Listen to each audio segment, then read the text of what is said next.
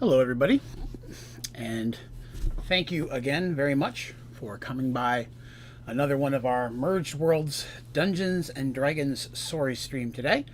I'm really excited to get into it. Last episode ended in what was kind of the end of a chapter, and so now we move into the next major phase of the story. So I'm really excited to share that with you all, and I thank you all for coming. Just to say hi, so far I see we have Mystique, Taijo, Neon, James, and Kick Potato. Thank you very much for coming by today, guys. I appreciate it. So we'll give it a minute or two, make sure everybody's here. We're going to start off today by picking the winner of the ODG Twitter contest. Ran a contest for several days last month on Twitter.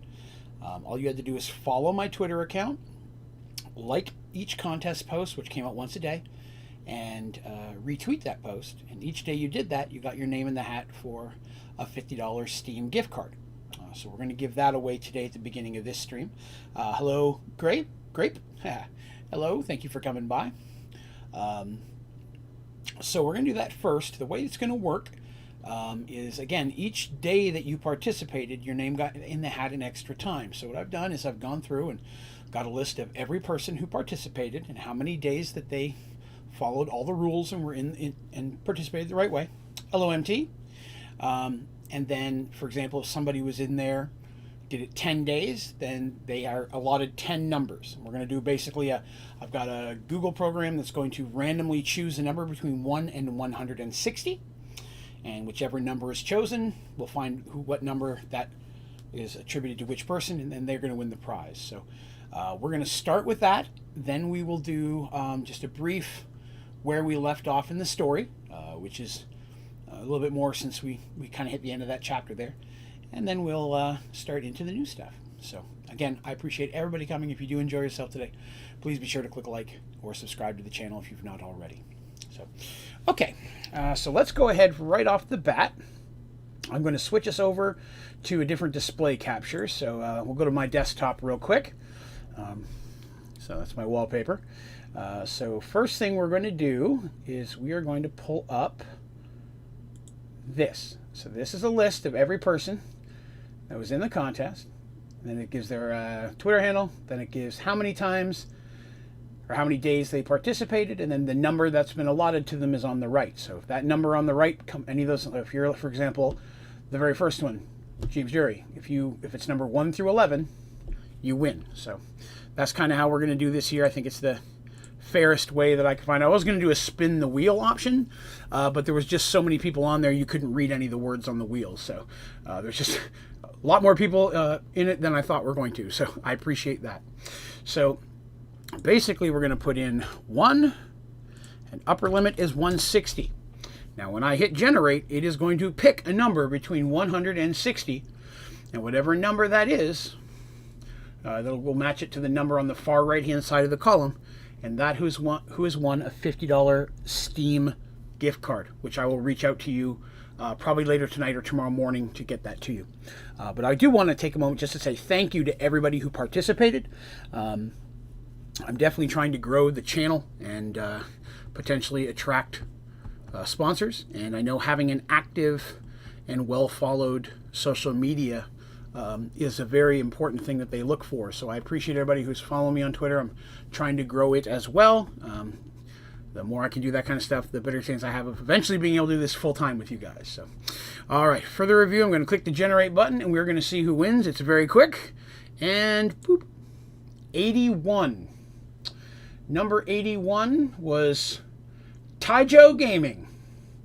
At 73 to 83 was his number sequence. So Taijo is the winner of our Twitter contest.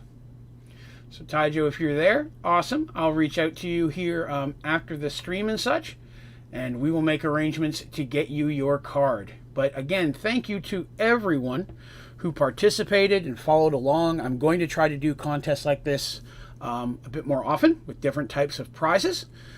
So definitely keep an eye on things like Twitter and such, because we'll do prizes on streams as well as we'll do prizes and such on other stuff, like the streams and such themselves. So congratulations, Taijo, and again, thank you everyone who participated in that contest. It was a lot of fun, and had a lot more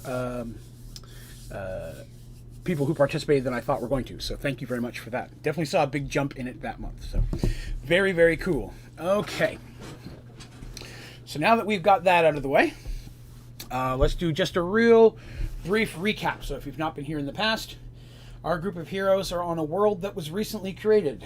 Chunks of every world in existence were crushed together, thrown together in an instant, which created Mergedworlds itself. And a group of heroes have been chosen by a demigod to gather a bunch of magical artifact weapons, because he says with getting those, the demigod may have the ability to fix it so people can finally get home to where they're from, or fix the whole mess altogether.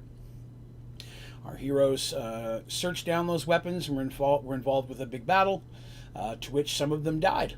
But months later, Zoltan the demigod was able to bring them back, and some of them, and put them back on that quest to once again regain those items, which had been locked inside of basically a prime pocket material. So basically that means it's another plane of existence, like a bag of holding, but it's a space outside of space. And the only way to unlock them was to get all these artifact gems back, which they've been searching for a long time.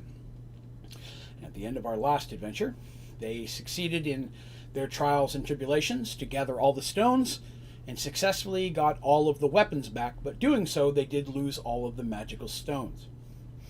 The magical items are wrapped inside of these special basic blankets, if you will, tapestries, and when wrapped inside of the weapons wrapped inside of them, they cannot be sensed from anyone, so no magical scrying and such will be able to find it. It's a way for the heroes to hide the weapons from those villains who are trying to get them.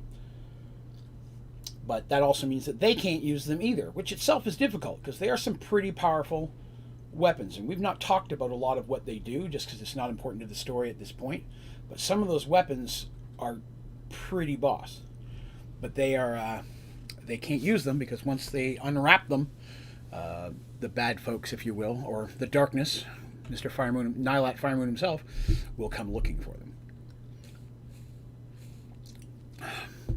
So at the end of the last adventure, they were up in this snowy monk retreat in the middle of these mountains, where they retrieved the weapons, and they then decided to return home. And our four heroes all have their magical, they have a magical ring called the Ring of Central Teleportation, which teleports them to a matching obsidian obelisk. It stands about that high. Well, I guess if you're audio, it's like 8 inches high, which they have locked in a secret room in their basement of their home back in the city of Paxawal, which is kind of their home base, where they work with the mages and the clerics to try to find these artifacts and such, and at the same time have helped the kingdom in multiple different situations that they're pretty well known at this point. But their ring will teleport them back to that obelisk, which they do at the end of the adventure. As always, they appear in the pitch black darkness of the, well, mostly pitch black darkness, of the hidden room that is super well hidden and filled with traps, and Dandy the thief has blocked up. And as they materialize back in the room, they're not in there but a second, and they hear from behind them a voice that just says, "Hello, friends." And that's where we left off last time, was that voice. Coincidentally, when I was running the D&D campaign, that's the same place that I ended the adventure that day. And one of our players went to Canada for the next couple of months, because we live in the United States, southern U.S. at this point. And she was gone for several months, and we didn't get to play. So I wouldn't tell them who it was. It was like 2.5 months. They were dwelling and chatting about it and trying to figure out who it was until we all got back together and could play it again. So you folks didn't have to wait that long. You just had to wait 2 weeks. So that's where we're going to jump into now. So get the old story number 1 binder out. I have multiple of these binders and books that tell this story, but we're in the area where I have specific notes and names now, so I'm excited. I get to share specific details. Yeah. Excuse me. So that's where we're going to start today. "Hello, friends," comes the voice behind them, and instantly, weapons come out, Darsh spins, Mercy draws her weapon. She doesn't have to draw her weapon. If you remember, she has that other magical ring that she can basically cause her Morningstar to appear in her hand from any distance, from any range, at any time. Which is probably one of the more powerful magic artifacts that they have at this point, not counting the flying carpet or their chest of holding. But her weapon's in her hand instantly. You all turn around and their infravision's kicking in because I went from a lit room to a dark room. It's not instantaneous. The only one who can see immediately is Mercy, because she has her little magical circlet around her head that lets her see in darkness just as well as if it's daylight. She's also the only person in the group, the only human, and the only person who doesn't have infravision. Darsh being a Minotaur, Artemis being an elf, and Dandy being a Kender. So they whip around, because that thought is, who could get past Dandy's traps and find this hidden room? Who would even know that that they'd be coming back? Has to be a source of evil.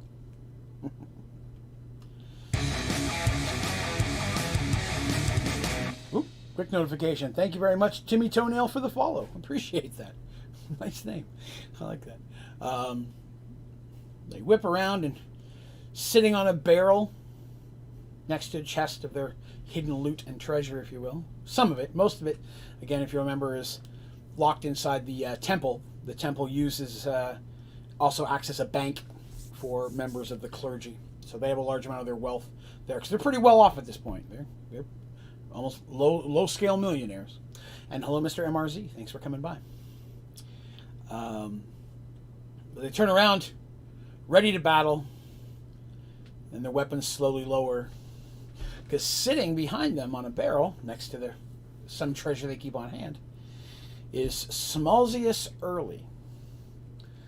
And for those of you who are here in the earlier episodes, Smalzius Early is a human, but almost as short as Dandy. He's a tiny little guy. But he's also an expert rogue, probably even more so than Dandy, but one of the best friends and personal allies of Rafe Firemoon, the guy who got all this junk started. And he's just sitting there smoking a pipe. Because he did smoke a pipe. Yes, that was one of his, I don't think I mentioned that, but he loves his pipe. But how did you get in here? He's like, don't worry, I locked everything before I came in. It's about time, though. I didn't think you guys were ever going to show up. Well, anyways, come on, it's cramped in here. And he opens the hidden door and walks out. And they look at each other like, what the hell? Why did we have a hidden room? But again, Smalzius is just not anybody. He's a knife specialist. That's his thing. Daggers is all he wields. But they go out and sit down and go to their living room area where they kind of settle down, start setting down their packs and stuff and the things that they brought with them, or brought back with them. He says, before you start asking me a lot of questions about how and when and what and yada yada, he's like, I knew you'd be back today because the gray man told me.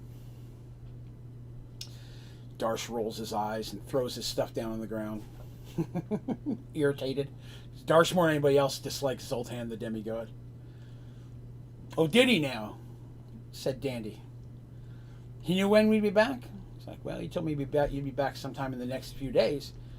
Of course, he told me that several weeks ago, which, of course, at that moment shocks Mercy and them a little bit and Dandy, because that was before they even knew where they were going. But he goes, but I've been looking for you. I have been sent with... Whoops. Thank you, Antonio Sammy, for the follow. I appreciate that as well. Thank you. But he says, I bring you a message from my lord, King Rafe Fireman. Tidings of good joy and welcome. You are cordially invited to King Firemoon's wedding. For those of you who've been here in the past, you remember that Rafe had a beloved named Michelle Lardon, and she was kidnapped by his brother and used to kind of keep him at bay for the longest time. but she survived into the merge and kind of looked after the kingdom and such, while Darsh's best friend, Tabork the Minotaur, the one-armed Minotaur, let me rephrase, kind of ruled in Rafe's stead until they could find out what happened to Rafe. And after all the stuff that's gone on, he got home, he was locked in a crystal. There's a lot of stuff. It's all in the older episodes. You go back and watch it. But he finally gets home, and things have settled down over the past year and a half, where they're finally able to settle down and finally make their nuptials official. And it's actually going to be in about 3 months. They planned it well ahead of time because it's a pretty big event. Rafe's kingdom is probably the closest in size to Paxawal. Paxawal is the largest kingdom of any of the cities we've been to, by far. Arduel is smaller than Firemoon. Thorman's the smallest of all of them. Not counting the Minotaur Isles. The Minotaur Isles, physical size, probably less, but they have a lot of people in a small area, and then the amount of water they claim as their territory makes it pretty large. But for land size, Firemoon's is the second largest. And it has probably the equal of military as Paxawal does. Although it is landlocked, it does not have a navy of any kind, doesn't need one. The Knights of Firemoon are a pretty high-ranking kind of military outfit. They know what they're doing. And so part of this wedding is not just a wedding, of course. It's always a wedding, but there's always stuff over there. The kings and the leaders of all the different kingdoms have been invited, of course, because Rafe is trying to do his best to ally with all the different kingdoms. There's a lot of weird stuff that's happened in the last few years with the merge and all that stuff. Not everybody really knows that it was him or his brother that were involved with causing all of this mess. But, allying the different countries that are relatively close to each other for both trade, protection, support is all positives, but not everybody wants to jump into that kind of thing. So Firemoon, again, if we're looking at a map here, I'm going to draw this from your point of view, okay?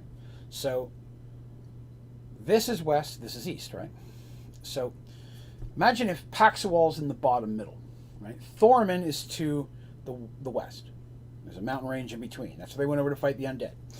To the east, a good distance, is Arduel. That's where they saved King, now was Prince, but now King Christopher, in the very early of their adventures. Firemoon is pretty north of that. So it's actually closest to Arduel and the Elven Kingdom, which is even more east of Arduel. The elves have declined any invitation, and at this point are very protective of their woods. They let no one in it, and they are not eager to ally with anyone. They are stay out of our hair and we'll stay out of yours kind of a mentality. But Firemoon is using this as an opportunity to bring together a large amount of diplomats. While the kings and not all the kings and leaders are all going to show up at once, they will send ambassadors and ranked people who can speak in their stead, and this will be an opportunity for Rafe to get some everybody at a table kind of thing on what is a pretty positive situation or occasion. But Smalzius was given this specific job of he came here to also make sure that they knew, and then he's going to go on to Thorman to let them know as well that their invitation is there. He was specifically said, hey, stop and find these folks. They did, after all, save Rafe's life, dig him out of that crystal in the middle of the world and bring him back up again. And since and Rafe's not stupid, and they know that, these are a group of people that have been incredibly helpful to several kingdoms. They saved the king of Arduel, from the mutiny, I guess you could say, was taking over his kingdom. They helped save Thorman from the waves of undead. They've helped Paxawal multiple times. So that is someone who he's allied with, that is really in good standing of all these different kingdoms he's inviting. That's a really good bridge tool to use there. And Smalzius talks about this with them. There's no reason to lie. It's like, he wants you there anyways, but it would also help to have you there because you're a neutral party that, while you live in Paxawal, you're respected by everybody. They also invited the Minotaurs. At this point, the Minotaurs have declined that offer. Sadly. But that's where we sit. So it's going to be 3 months from now. Because, travel takes a while. They know it's not everybody's hopping in the car and zipping down the interstates. It's going to take a while to gather up and travel and so on. And, of course, the party's like, well, I mean, at this point, we don't have anything else to do. We've got these magical artifact weapons, which are supposed to get to Zoltan.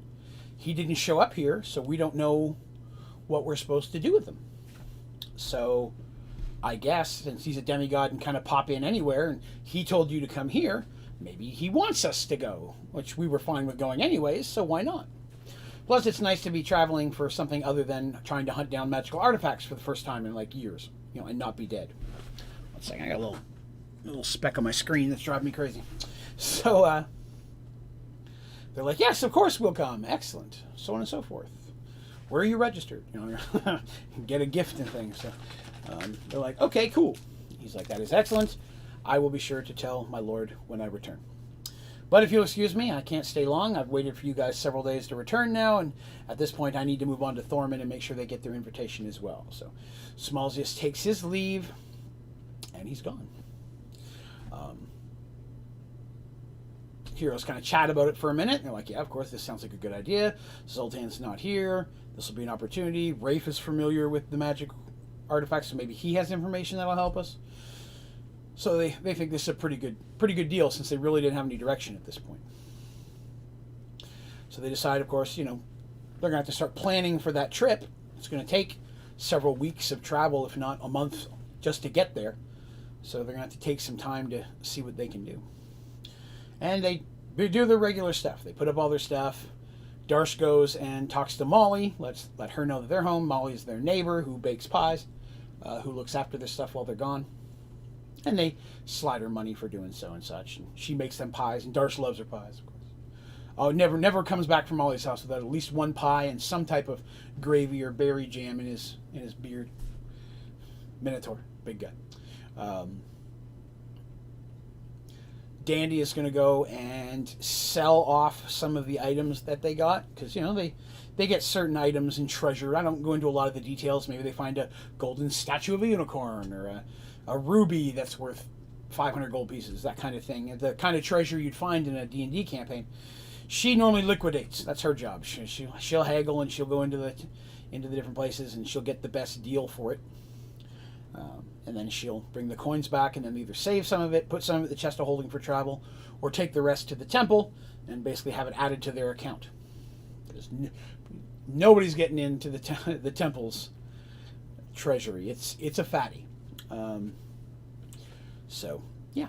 So, after that, Mercy and Artemis, of course, they go do their check-ins. They're going to go to the temple first, explain what's happened, talk to the Brother Bart, Sister Mara, all of them, let the heads of the temple know where they're at, and see if they have any guidance for what to do next. And then after that, they'll go to the Wizard's Tower and report there as well. Again, both of those factions have been helping them, and these are things that they want to give as well.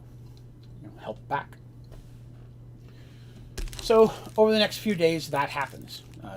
Dandy's able to get quite a bit of coin for the treasure that they had picked up while they were gone this last time. They weren't in town long last time, if you remember, before they got caught up with Zack and Twill and then were out of there. So they didn't have time to do any liquidation on the previous one, and they had gotten several bits of treasure from the different stones they'd got that adventure. So, going to the temple. Mercy and Artemis are chatting with Sister Mara and Brother Bart. Brother Lycos is not there. Brother Lycos is guarding the Pandora's box, which is a magical artifact that they found very early on. One of the top 3 clerics must be with it at all times to protect it from being stolen by followers of that evil goddess. So, they're chatting and telling what they found. Here we have the magical artifacts. No, we can't take them out and show them to you because they're wrapped up in a blanket and we don't want the bad guy to know where they are. So they're all in this magical cloth of skins. It was really a tapestry, but all patterns. It was woven with spell thread. It was a whole thing. But as long as the weapons stay rolled up in there, then nobody can sense where they are. Even little necklaces like Zoltan had wouldn't have worked. We used to spin those and point to the closest one. None of that will work.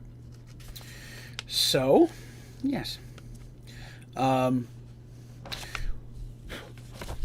Mercy and Artemis say that, at this point they have to try to find the demigod. It's the thing with Zoltan is, and I never really touched on this, but Zoltan's a demigod. He's been there since the beginning of all this mess. It's said he came through from whatever was before this universe with the gods. But none of the clerics had ever heard of him before. Didn't know there were demigods. The demigods kind of stayed out of the big picture. They know the gods, of course, but even the clerics didn't know Zoltan existed. So at first they didn't believe it until, they get into all this stuff and everything that's happening. Can't help but to at that point. But they don't know Zoltan. They don't know his story. Only what he's shared with Firemoon and the heroes. At this point, the temple is like, well, we're going to, look into things. We'll see if we can, go through our scrolls, through our library, through our research, our network of information, see if we can find out anything about the weapons other than what we already know. Plus, they're also looking for more stuff about Zoltan, the gods, and all that stuff just in general. Although, many times they're not going to come across anything because a lot of this stuff was from other worlds than what they were on. So unless that information has been brought in since the merge, most of their library and such is only going to reference things that happened on their own planet.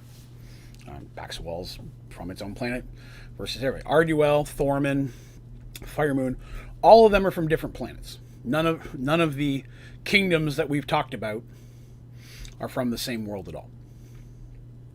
Probably should have mentioned that way earlier. None of it shares a commonality. The other faction that may be showing up at Firemoon's wedding will be the Knights of the Holy Crown, which is another Knights faction that has I guess you'd say, small fortress northwest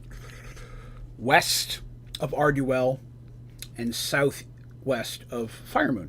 It's actually not super far from, but maybe a few days travel from New Gullyville, which is the Dead Magic Zone where Fig and the Gully Dwarves live. But if you remember, that's the knighthood group that Michael was a part of. And they also, along with the Knights of Firemoon, fought in the Battle of the Valley of Sacrifice.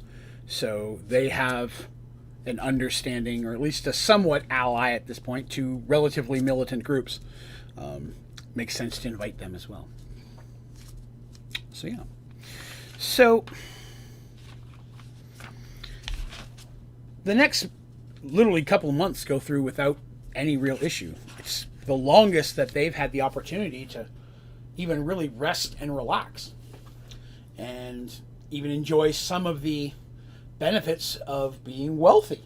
They never started off that way. If anybody, Artemis came from a relatively well-off family, but even they weren't rich by Elven standards, but they were comfortable. But they have coin, so many of them upgraded their, even Darshan had better weapons made, or armor, things like that. They got backup weapons and gear made that they can keep in the chest of holding, so if something gets broken or lost, they're not completely out of weapons for the rest of the adventure. Some of them even had some jewelry and such made. Not magical stuff, but, specific things for them. Gave gifts to so on and so forth. Over that time period, I believe Yule time came and went during that period, if I remember correctly, which is basically the equivalent of Christmas. But in Paxawal, it stays relatively, it gets cool, but it never gets cold. It's not snowy in Paxawal or anything like that. Imagine them in the southern states. They might get a flake or two here and there, and school shuts down for the day. But the regular time, it just gets cold, windy, sometimes some freezing ice, that kind of stuff. So they got each other gifts and things. We role played that. They had a little, Christmas celebration there. Because one thing I've always tried to do when playing D&D is if D&D fell on or close to a holiday, I tried to have some kind of holiday themed thing. So there's times, I've mentioned this before, there's times when you're going to see a bit of a story that's like, wow, this is really something you'd think you'd see at Halloween. That's because it was when I played it, you know. Christmas is because it was when we played it, you know. And I like to play off of some classic fables sometimes and include a version of that in my own stories. So we're not going to see any of that today, but down the road it will definitely show up. One in particular, two in particular. You think of two different Halloweens that really added to the way the world worked, but to be continued. So they make arrangements. They're going to have to take a ship to Arduel. That's the fastest route, and then they will head north from Arduel to Firemoon. They have, in this time period, made arrangements that both King Christopher himself will be going. He's not sending an ambassador, but he's decided to attend himself. And upon finding that, they reached out, and King Christopher is like, of course I remember you guys. You saved my kingdom. And so they're going to go to Arduel, and then they're going to travel north with him and his caravan.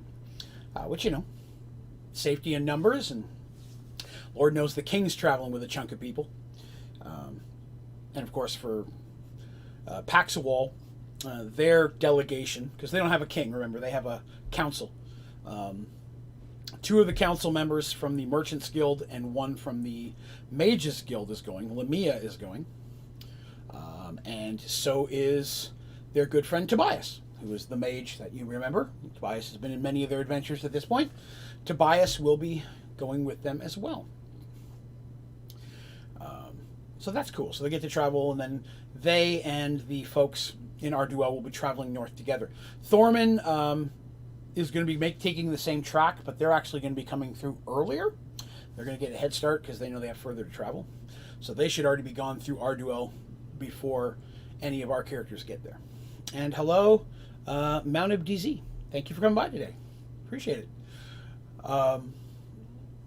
So again, a little bit of political intrigue stuff here at the beginning. You know, it's a little bit more, especially when we were playing D&D. It was an opportunity for me to flesh out some more of the noble and leader hierarchies of the different kingdoms, because these guys are involved with that stuff now. They're constantly being pulled into the adventures and troubles of the kingdoms, and so it's important to know who's in charge, because those are the people that are directly reaching out to them at this point. They're not followers, and minions aren't popping up from Paxawal and saying, help us with this problem. The general of, you know, their army is going to show up, or the king of Arduel is going to walk up and be like, hey, we need your help. Because they're just that well known at this point. But the time comes and goes, and they hitch a ride. They get on the boat. Oh, Neon says, roughly what level were these characters at this point? That is an incredibly good question. That's actually something I should touch upon as well. So, by the point that we're at now, if I remember, they were floating between levels 7 and 9, respectively. Now, again, I played 2nd edition, so that may differ a little bit from the more modern stuff, which I've bought, but I'm still reading. I'm learning how 5th edition works. I've always done 2nd edition for years. They're floating between 7th and 9th. And the fact that they're about to hit 9th, or right around here, is going to be very important in the very near future. Because there's something important that happens when you hit 9th level for most classes, and it will definitely have a drastic effect on their lives moving forward. But we're going to talk about that a little later. And if you don't know what I'm referencing, that's okay. I've been very vague on purpose. I've already heard level 6 is like human general levels of strength, popularity, renown. Relatively, yes. It's a little bit more, in 2nd edition, it hit a little bit more around 9th level. Once you hit 9th level, you're basically known as relatively famous. The average person in your area knows who you are, which is what affects what happens at 9th. But we'll see a little bit of that actually probably today, now that I think about it. I think so. Give me a moment.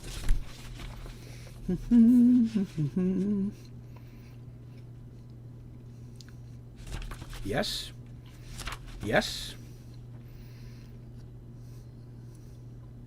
Yes, excellent. There it is.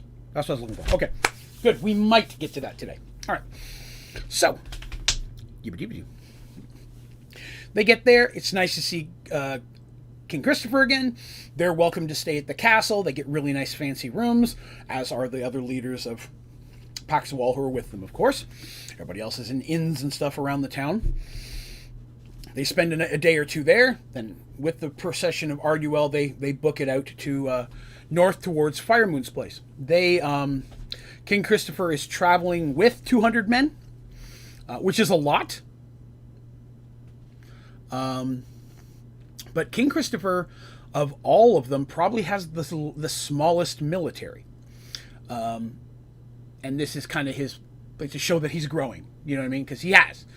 There being another kingdom on the Southern Ocean, which is what the water that they're on. You know, again, the bottom of this is water. I should probably show you this again. This is probably not going to be the best picture ever because I'm still looking on buying a scanner. But here we have a rough map of what we're talking about. Okay, let me see here. That is Paxawal. Okay, Paxawal's right there. And then here's the mountain range that goes north that I talked about, right? Mountain range. And then Thorman is right here. And this is where they had to fight Michael. So they go down around the mountains to get up to Thorman. Okay. Valley of Sacrifice is here.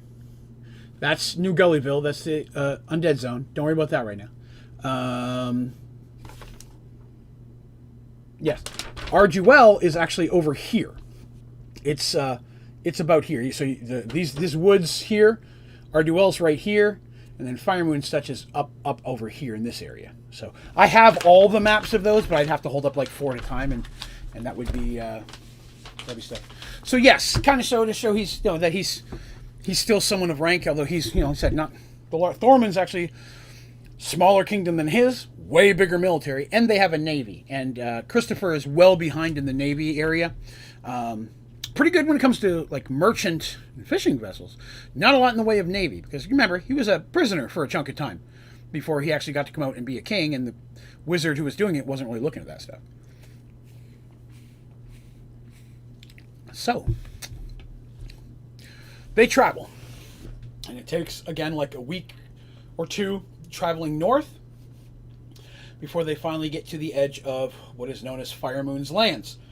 Immediately upon they come across a small fort at the edge of the lands that wasn't there when our characters came through last time. But Firemoon is definitely making sure that, and well, actually a lot of that was Taborg even before Firemoon got there. Just make sure that their land and what they consider their property is well defended. Because again, even though they're not really worried about the other kingdoms, Firemoon's got a brother to worry about. Nylat's still out there, and Rafe gets pulled into all of his troubles. So they're preparing for not the defense of the other kingdoms marching in. They really could care less about them. They're more worried about Nylat, and so that's where the other kingdoms can come in beneficial. If they can ally with them, then that's more forces against Nylat and whatever he's going to be doing when he's messing with the world, because he's still out there. He's still messing with things. We just haven't seen him in a while. So they reach it there. Of course, upon reaching that, they're welcomed in. Obviously, they know who they are. They got their banners and buglers and all that shit. And outside of the kingdom, or just within the lands, there are areas set up specifically for their men. Like, they're not taking 200 men into the town where the castle is. They don't have hotels for that kind of many people. So they're going to be mostly camping, and every faction brings their group, some more, some less, and their group will basically camp out until it's time to leave. They're really close by in case anything bad happens, but mostly they're there just as a show of, hey, we are important people. And so most of them settle down to the area that they're designated. A guide leads them to that, because it's like an hour and a half horse ride from this fort to get to the actual Kingdom of Firemoon. They've got a pretty good sized chunk of land. Land size, they're probably the second largest, because Paxawal is by far the largest in almost every regard. Except, like I said, Firemoon may equal them in military at this point. But Paxawal was in a really good situation because they had a lot of natural resources that they could go on, and then the world changing only increased that. So they were very quickly able, where they're positioned in the middle of all these other kingdoms, very quickly became that central hub of trade. So Paxwell very quickly grew even larger than it had been growing before the merge. But they arrive, they come into the place. Again, they are staying at a hotel, basically, or an inn. I shouldn't say hotel, an inn. A fancy one. It's been set up ahead of time. Fire Moon has literally gone to these innkeepers and they're like, we're renting out your entire inn for the next month. Here's the money ahead of time. These are people who are designated to say, these kingdom people are going to be staying in your inn. And these people's kingdom, keep everybody there so they're not bumping heads, who's stronger, who's don't need any of that kind of stuff. It's all for ally stuff. So everybody gets really nice digs, but they're all kind of got their own spots. Fire Moon just like, hey, here's twice as much as you normally charge a night for 1 month straight. You basically belong to me for the next 30 days. And again, Rafe is very loved by his people. Like, and him returning, literally a month of celebration. Everybody was goo-goo for Rafe. Rafe was known to be just an incredibly good king, low taxes, taking care of people, that kind of stuff. There are no complaints about Rafe, so he needs a favor, man. He's going to get it.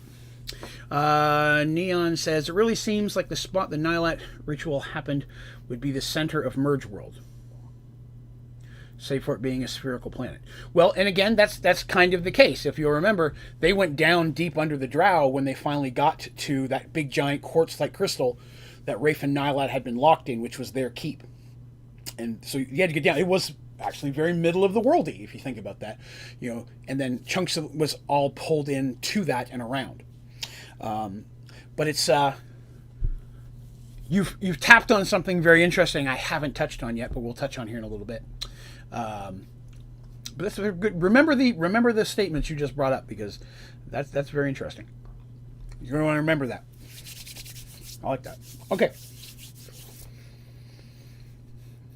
Everybody's there, hanging out. Of course, there's going to be a week of celebration. It's going to be like games and jousting and all the type of stuff you'd expect to see. Probably some type of fair going on with freaks and circus and whatever. And, of course, people are going to be coming from everywhere to set up stalls for shopping, for markets and such, because, selling all this type of stuff, people coming from all over the different kingdoms. It's a great chance for the locals of Fire Moon to be showing off, hey, this is what we make here. This is why you should ally with us. So Rafe is basically like, hey, for the next month, no taxes on anything you sell. Come on in here. I'll set up a big marketplace area so that all my guests have this phenomenal place to A, see what we built here, type of goods we have, and B, have a place to bring money into the country. And all these people coming in just throwing money at the locals, who doesn't want that for your kingdom? The locals are going to love that. Here's all these new customers showing up and, selling jewelry or custom whatever. It's nothing for a King Ardell to say, I love that chair, put it on the wagon, That's an awesome sofa or dresser. I want that, ship it me here. They got the money to make these things happen. Art, and so that's a phenomenal statue of a Greek goddess. Yes, give me that. That'll look great in my bathroom, whatever the case may be. So a lot of opportunities for money to roll into Fire Moon to help their people, as well as show off everything else. So all this happens, the first day nobody really sees Fire Moon specifically. They're just kind of meandering about for the first day or two, but it's scheduled well, so most people are there. Thorman is already there. Paxwell came with Arduel, so you're with them. A very small group of people came from Kronear. There is a small delegation from the Minotaur Kingdom. Literally 10 people. But they are staying to themselves, and they're basically here looking. They're not here to sign nothing. They're just here to see what everybody else is talking about. I'm sure nobody's arming up against the Minotaurs kind of thing, but on paper, they're here to show respects kind of thing. And the Knights of the Holy Crown are here as well. And so everybody's kind of yabbing, these kingdoms getting with Thorman, and Arduel's hanging out a little bit with the Knights of the Holy Crown, because they don't live too far apart, and they're working on trades and such. Arduel and Paxwell are already the two kingdoms that are really linked together, and Thorman is on the verge of signing that. They're the three of them are about to become what is known as the Southern Kingdoms, because again, they live on the Southern Ocean, right? The very south of all this land. So The Southern Kingdoms is what they know themselves as. The Pact or the Treaty of the Southern Kingdoms. And they really would love to have Fire Moon and the Knights of the Holy Crown pull into that. And that's kind of what a lot of this talking is going to be. So different factions or bastards getting together and having dinner and hanging out and such. There's a lot of that going on in that first week. And by the second day, of course, our heroes are welcomed in, invited to have dinner with Rafe himself, and is betrothed and so on. And Tabork, the one-armed Minotaur there, who's now basically the right-hand man. Funny joke, he's got one arm. But you know what I mean, the right-hand man of Rafe. Listening to their story, and in private they hear the rest of the story, and they're like, yeah, Zoltan showed up and said this is where you'd be, and so I sent Smalzius there. He's not back yet. Well, he was, but then he left off again because he's looking at something else, inviting some more people or whatever. Smalzius is their number one traveling ambassador, so a lot of times he's the one that goes to places and deals with them. If Tabork shows up, there's a problem. You know, Tabork's the big guns. If Tabork shows up, then there's some serious negotiations about to happen, because Tabork doesn't screw around. Smalzius is the nice, friendly, talking you up kind of person. So, in private, they tell the story. Yes, we have the weapons. We really don't want to show them to you, but if you really want to see them, we will. And he's like, God, no, I've seen them more times than I want. I'd rather they stay locked up where my brother can't find them. That's a good thing. They're wrapped in them blankets. They're in your chest of holding. That's like a 2-separation wall that would keep people from scrying that. I'm okay with them where they are. He's like, at this point, I have absolutely no problem you taking over that burden. Half of my life at this point has been these damn artifacts. So I'm glad that they're in your hands at this point, and I'm not the one having to deal with it. I got enough stuff going on. He talks about what's going on and what they've seen in their adventures. They talk about the realm gates. There's not one far from the edge of Firemoon's kingdom. It just kind of showed up in the middle of these woods one day. Somebody out there like, we just found this giant arch that was never here before on a nice pedestal of this material we can't even scratch, and we can't tell what it is. And he's interested because he doesn't have a key. When they tell him about the key and show him the key, he's like, I'm going to have to look at one of those, because that's not far from here. Getting a hold of a key to be able to bounce to north of Paxawal, if I do open trade with Paxawal, that'd be a great way to save a month's worth of travel, both directions. If Paxawal had one and I had one, I mean, that's an open travel way, but at the same time, I need to have one of those. And now that he knows exactly what it does, he's like, I got to defend it. I got to build a fort around it or something, because if an army comes through there, I got to be ready, you know, because who knows. So that's a little bit of drama and stress he was not looking for today, but he basically says to Tabork, Tabork's like, I'll take care of it. He's like, I'll see about it immediately. Because Tabork is basically the guy who runs their military. So that happens. So the wedding week commences. I had different events over those 7 days. Some of the characters participated in them. Some of the fake weaponing things and such, and Mercy won like a pretty big award. Darsh won a strength thing again, clearly, and Tabork, even with one hand, almost beat Darsh, and that was an important thing, because it showed that as strong as Darsh is, and the other Minotaurs, you know, look at Darsh like this young Minotaur just has a battle. Not only has he got battle skill, but physical strength, which is strength and prowess is big in Minotaurs. He's up there. And Tabork walks up and almost tops Darsh with one hand. Because before he lost his other, Darsh couldn't have held strength to Tabork. I'm not saying he couldn't have taken him in fight, because although Tabork's higher level, he probably couldn't have. But I'm just saying that for physical strength, Tabork is huge. And he stands almost a good foot taller than Darsh does. He's bigger than any other Minotaur at this entire thing. He's big for a Minotaur, where Darsh is really on average. But yeah, there's different events each day. They got to play through those. They got to do some shopping for different things for their house, because I wanted them to, at this point, I had drawn out their house. They had their own little private rooms. There was things that they looked for. It was just adding a little bit more to their personal story. Which at this moment right now doesn't sound important, but it really leads into it being important in the very near future.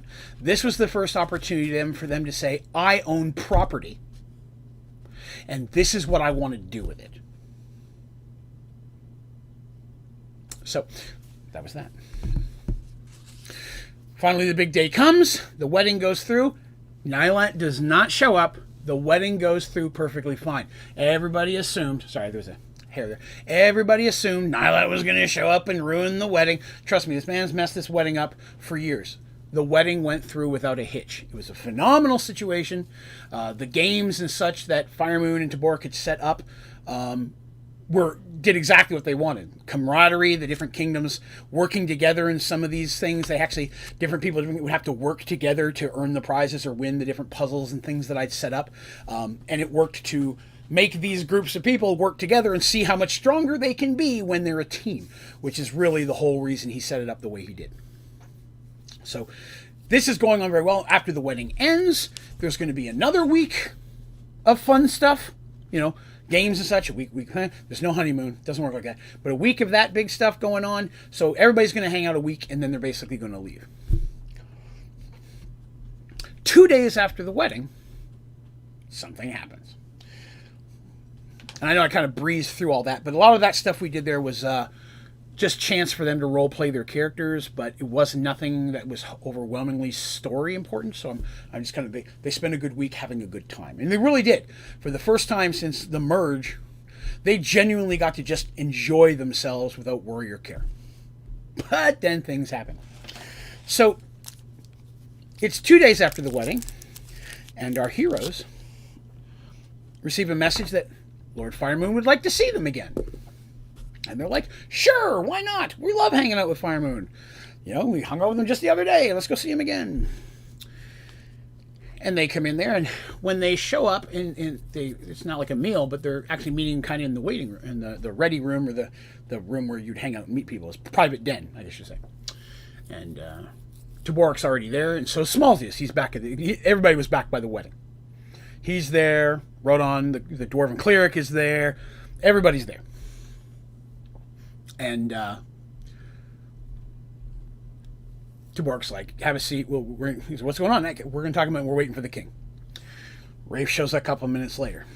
And what he says is, my friends, I have a favor to ask of you. This morning, a messenger arrived from a small town quite a distance northeast of here.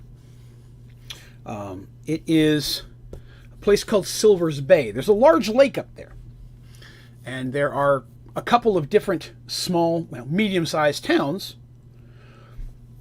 on each of the shores.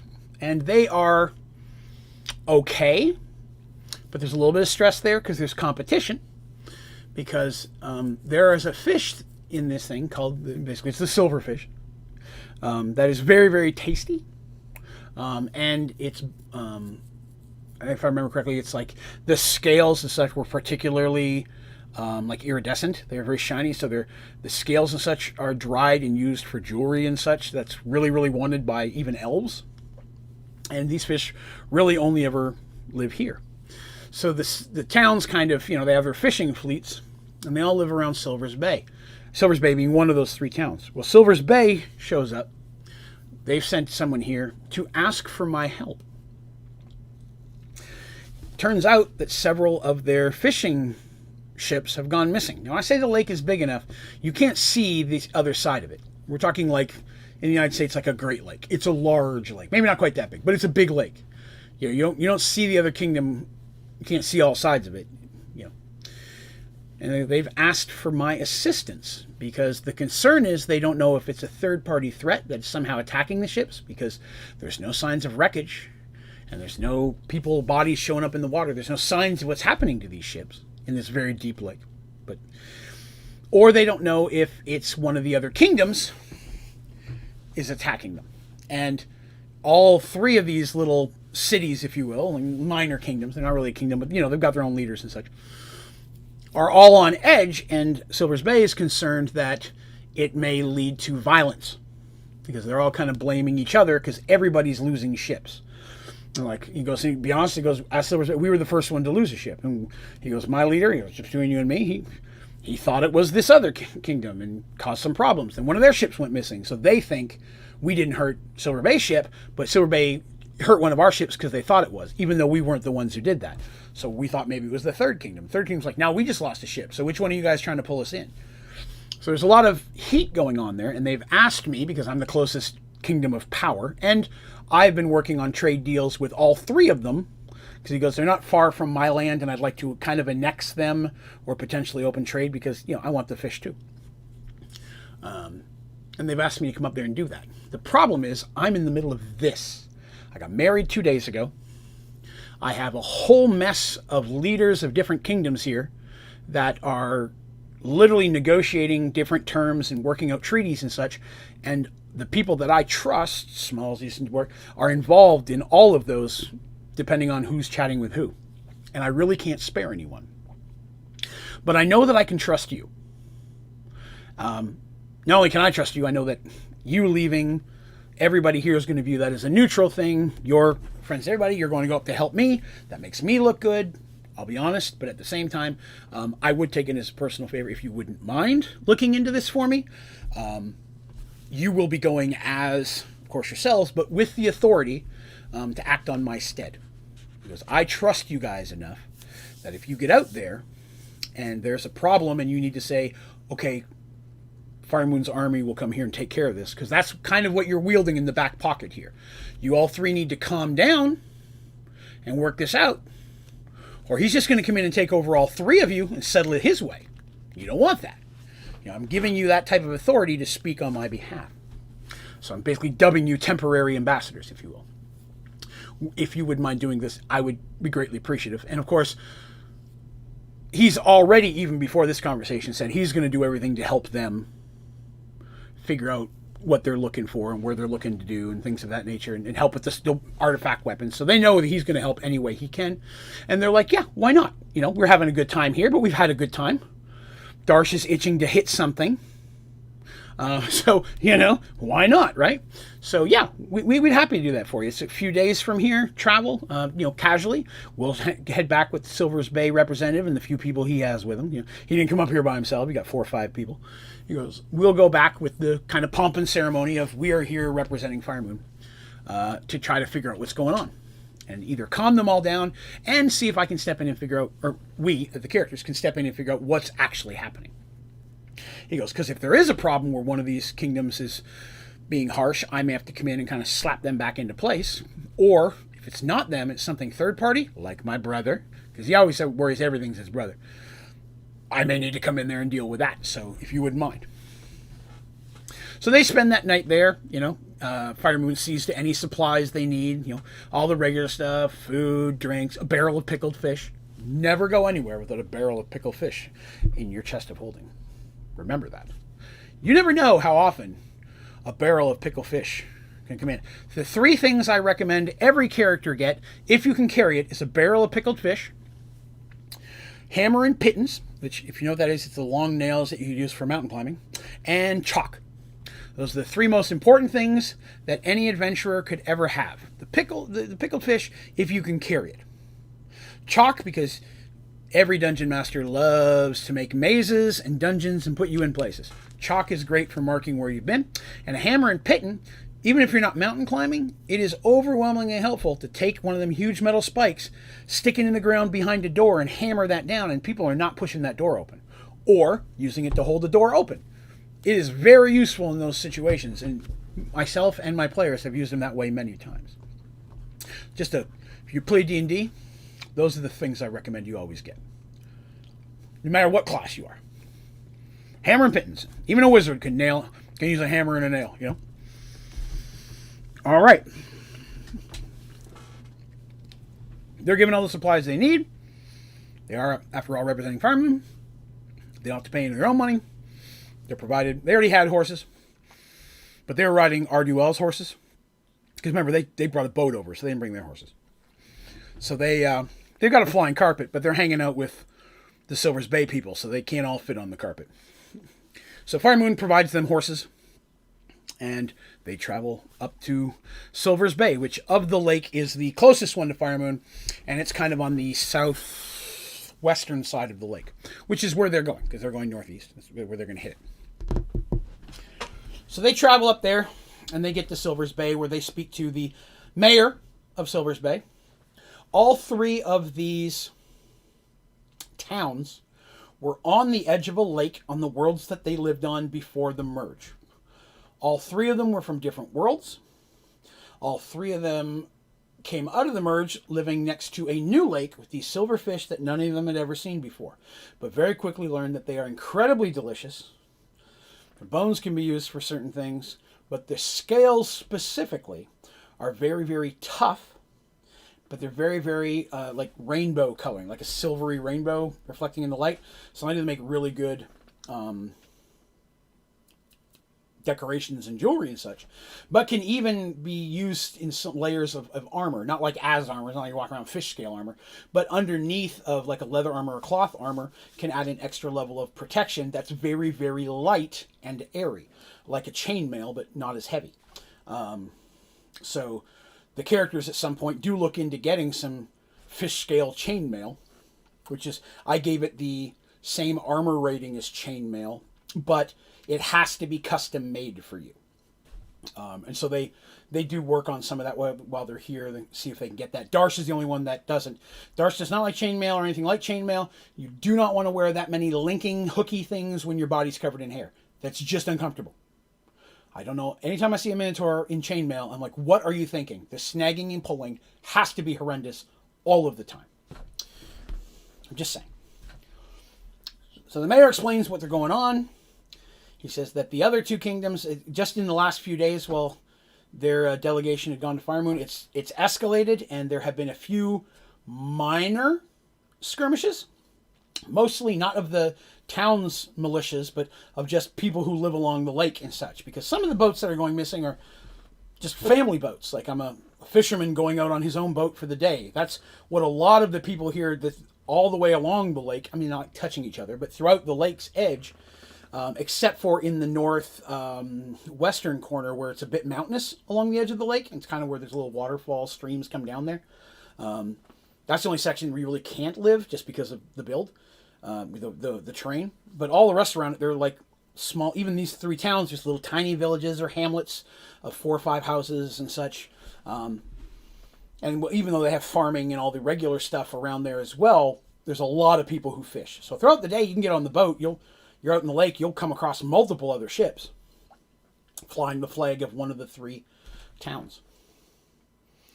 And there's been some minor stuff, and no one's been seriously injured yet, but this mayor says, if someone ends up dying in one of these, this could escalate very, very quickly.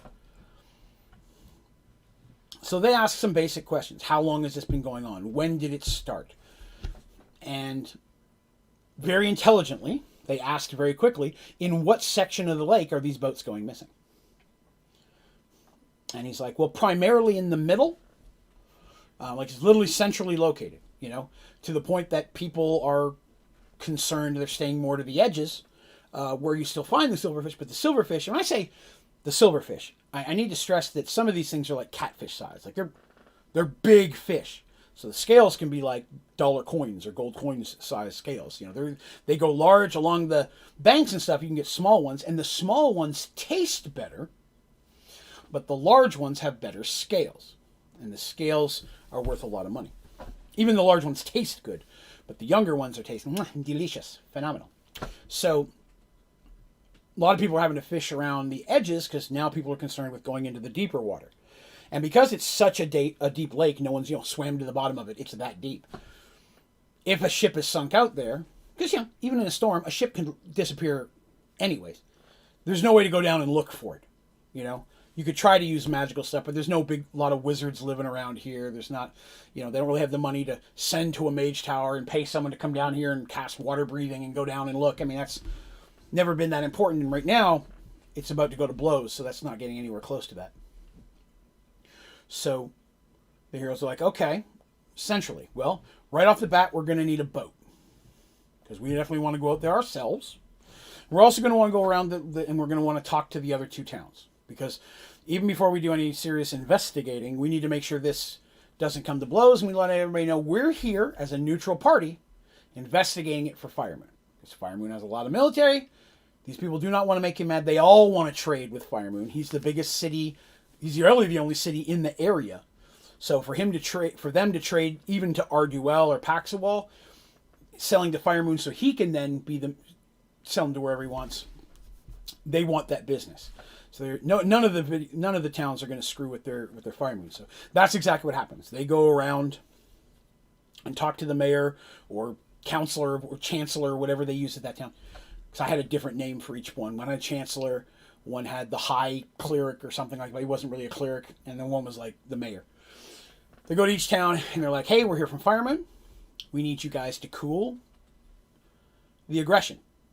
We're here as a neutral party. We're going to investigate this. We're going to find out what's going on. And if there is an issue, we'll report it to Firemoon. He will deal with it. But we're going to be looking into it here. So while we're investigating this, we need all of you to calm your aggressions. Because if you don't, we're going to assume you're the number one cause of the problem here." And I'm like, "Well, we're not." And they're like, "Then you'll have no problem keeping your people in check for a few days while we look into everything." And they're all like, "Of course, yes, we understand." All of them offering whatever you need, a boat to this or that. And like, "We appreciate it. We have a boat. We've made arrangements with Silver's Bay," which makes everybody a little nervous. Like, we were there first. They sent for us. We've got a boat through Silver's Bay. We're going to look into this. Over the next few days, they investigate, D&D stuff. They're investigating, cast magic, detect magic. They don't find anything in the center of the lake. But one thing that they keep coming across, and I'm breezing over some of the minor steps because it was a mystery kind of thing that they were doing here in investigation at first. Every so often, they would run into someone who say that this, that, this happened, this, that. Then there was the hermit up by the hill, and then this, that. And everybody keeps referencing, who's this hermit? And they're like, "Yeah, when the boat left that day, we noticed there was the hermit." And they're like, "Well, who's the hermit?" It's like, "Well, the hermit is this guy, or it's two guys. I believe it's either brothers or father and son. And they live right on the edge, like the upper north side, where you're really getting to the point where you can't live much further. You really can't fish there. It's just too rocky and mountainous and such. A lot of rocks coming up out of the water as well, so it would be hard to move your boats in and out. And they don't have a boat, but they do fish on the shore, and they just seem to be living there. They've come into one of the towns, the northern town. They've come in there once or twice over the past year just to buy some supplies, but they keep themselves relatively cowled up. They're not very friendly, to the point they never spend the night there. They get out quick. But anybody who comes near their land, they are aggressive. You know what I mean? Like, weapons drawn, stay away from our land. If you come any further, we're going to attack you, blah, blah, blah. The mayor of that town had gone and checked on it. They had met with him and said, "These are our land. We understand that you're the kingdom and such. You want taxes, that's fine. But we don't want anyone trespassing. We want to be here by ourselves." They named some religious reason. But because of that, we are hermits. We live solitude. We don't want anyone here. Anyone comes on our land, we're going to attack them. But we'll still follow the laws. We're not going to, as long as they're not on our land, we're good. Upon hearing this pop up several times, they say, "You saw the hermit. Did you see the hermits?" And each time's like, "No, we only just saw one of them each time." "Well, can you tell which one's which?" Like, "No, not really, because they always dressed up. One's a little bit thinner than the other, but I really, that day, didn't pay attention to which one it is." So they're like, "Okay, we need to talk to these hermits." And they travel that way. Again, they got their horses. And as they're approaching the beginning of their land, they get off their horses and start walking normally. And up ahead in the distance, they can see a small sham of a house. It's just a little tiny shack thing that's kind of built there, mostly out of stone and dirt and whatever. Some smoke coming out of the chimney. And they hear, like, whistling, but they don't really see anybody. So they're coming up quietly and carefully because they know they're technically trespassing, but they're powerful. They're not worried about some hermit dude and his brother or son or nephew or whatever it is. They come around, and suddenly a guy comes, he's hood back, just a regular looking guy probably in about mid to late 40s, comes around the thing and sees them and just goes white as a ghost, like eyes in fear, and screams, and stumbling for his weapon, turns and tries to flee and yet pull his sword at the same time, to the point that he trips. And he's trying to, like, run. And they're like, okay, not sure why, but they go, hey, hello, what's going on? The guy's like hiding behind the house or behind a tree and such, and they look, and Artemis steps forward first, Mercy right beside her, because, protection. But Artemis walks out, identifies herself as a cleric of healing, and that they've been sent by this village. They're investigating what's going on with the missing ships, and they've just come to talk to him and ask some questions. Takes the guy a little bit of coaxing, but the guy finally puts his sword away and comes out. And the whole time his eyes are staring at Darsh. But as he gets closer to them, because again, he's a little ways off, as he gets closer, he starts to calm down a little bit. The more he sees of Darsh, he's like, okay, all right, okay, yeah, okay, we don't like visit, okay, what do you want? And he doesn't ever take his eyes off Darsh. Darsh knows that. They all notice this. And by the way, Tobias is with them. I should have mentioned that. I apologize. Tobias, he traveled with them up to Silver's Bay. Because he was there, their friend, and every so often the party doesn't have a wizard. That's when Tobias flies in. Tobias is their NPC that they can pull in every so often for an adventure when a mage may be needed. So they go in and they ask some basic questions, and he's really kind of not wanting to talk at first. And they're like, we were told that there's 2 of you here. Where's the other guy? And you can see the guy pull up, and he almost like he's going to cry. Like he's just upset. And the guy has a real accent to him. Very, for lack of a better word, piratey sounding accent. Okay, that's, oh, you can tell you my story. But, it's that kind of a thing. It's like, obviously not eye patch, he's got no peg leg, but that's just kind of the way he talks. He sounds very different than anyone else who lives in any of the towns. It's clear he was not from here originally. But with the merge, that doesn't mean anything. And nobody's from anywhere originally. And he explains, at first he's like, he doesn't know what's going on, but very quickly you can tell by the uneasy glances and the shifty nature that he knows something. They're not fools. And so, at this point, Darsh decides to question, and Darsh quickly steps forward, without yelling, but it's like, something, gets right up, and the guy stumbles back again and falls down and holds his hand up in defense. Darsh is like, I don't want to cause any problems, but I need to know what you know. People's lives are in danger. People are missing. And the guy said, finally comes through, and he says that there's a demon that lives in the lake. I'm like, what do you mean there's a demon? He goes, it's a sea beast. It's a demon of some kind, and it's killing people, and it's all my fault.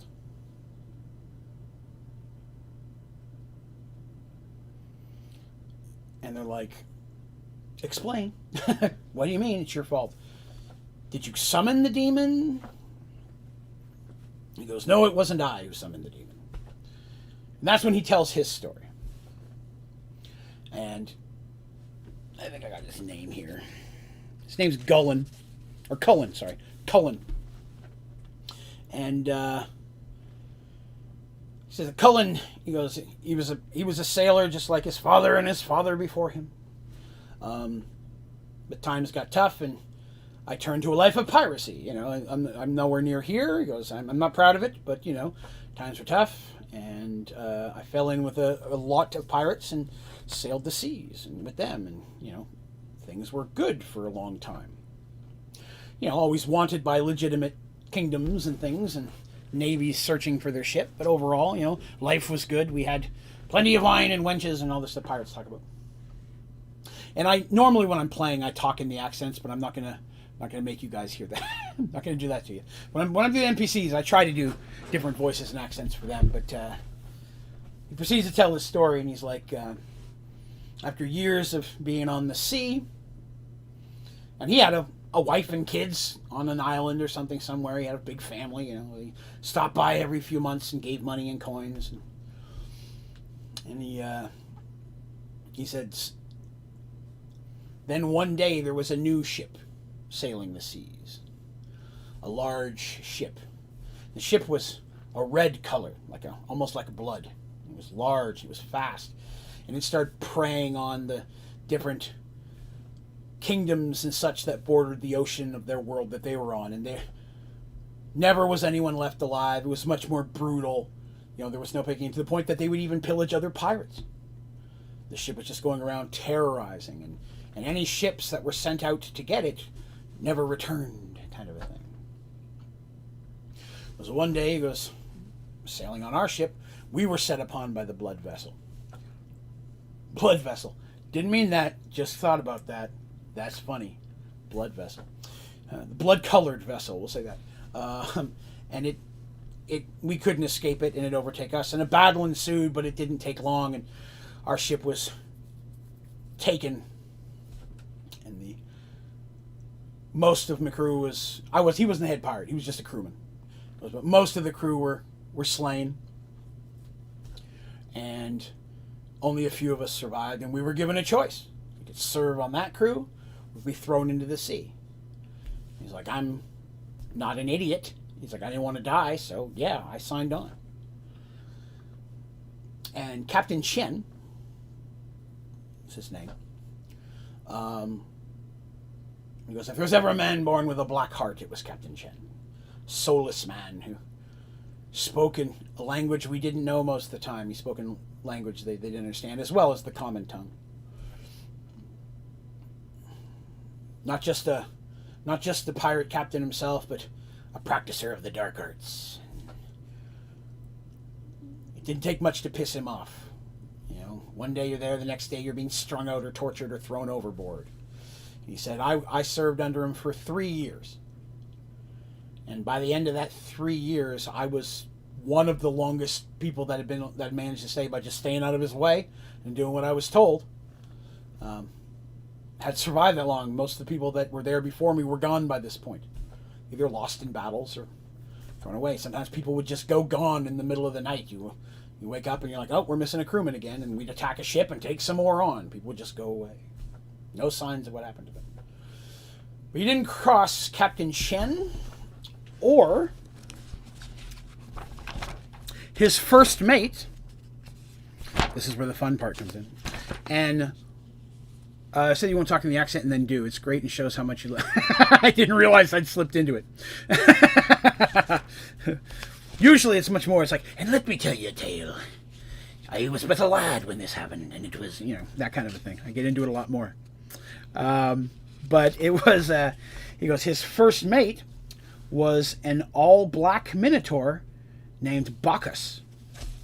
And he said, who also had a busted horn. And when Darsh came walking up, he goes, it was like Bacchus from the grave. I thought they'd finally come for me. He goes, now I'm up close, I see you're not him.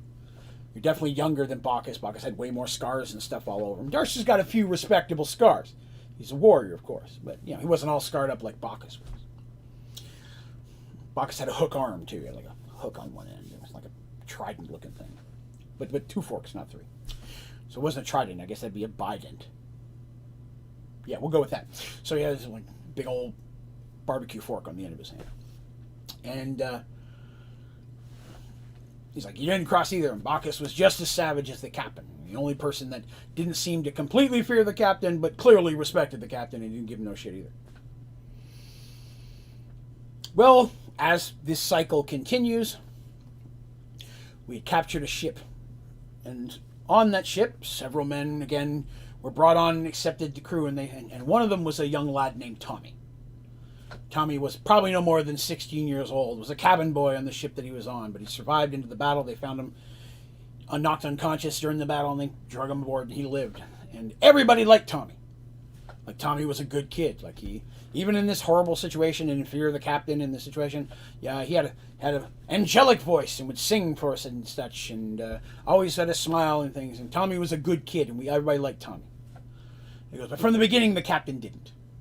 He gave Tommy the worst jobs, and slip up once, give him the lash, and but no matter what happened, didn't quite break Tommy.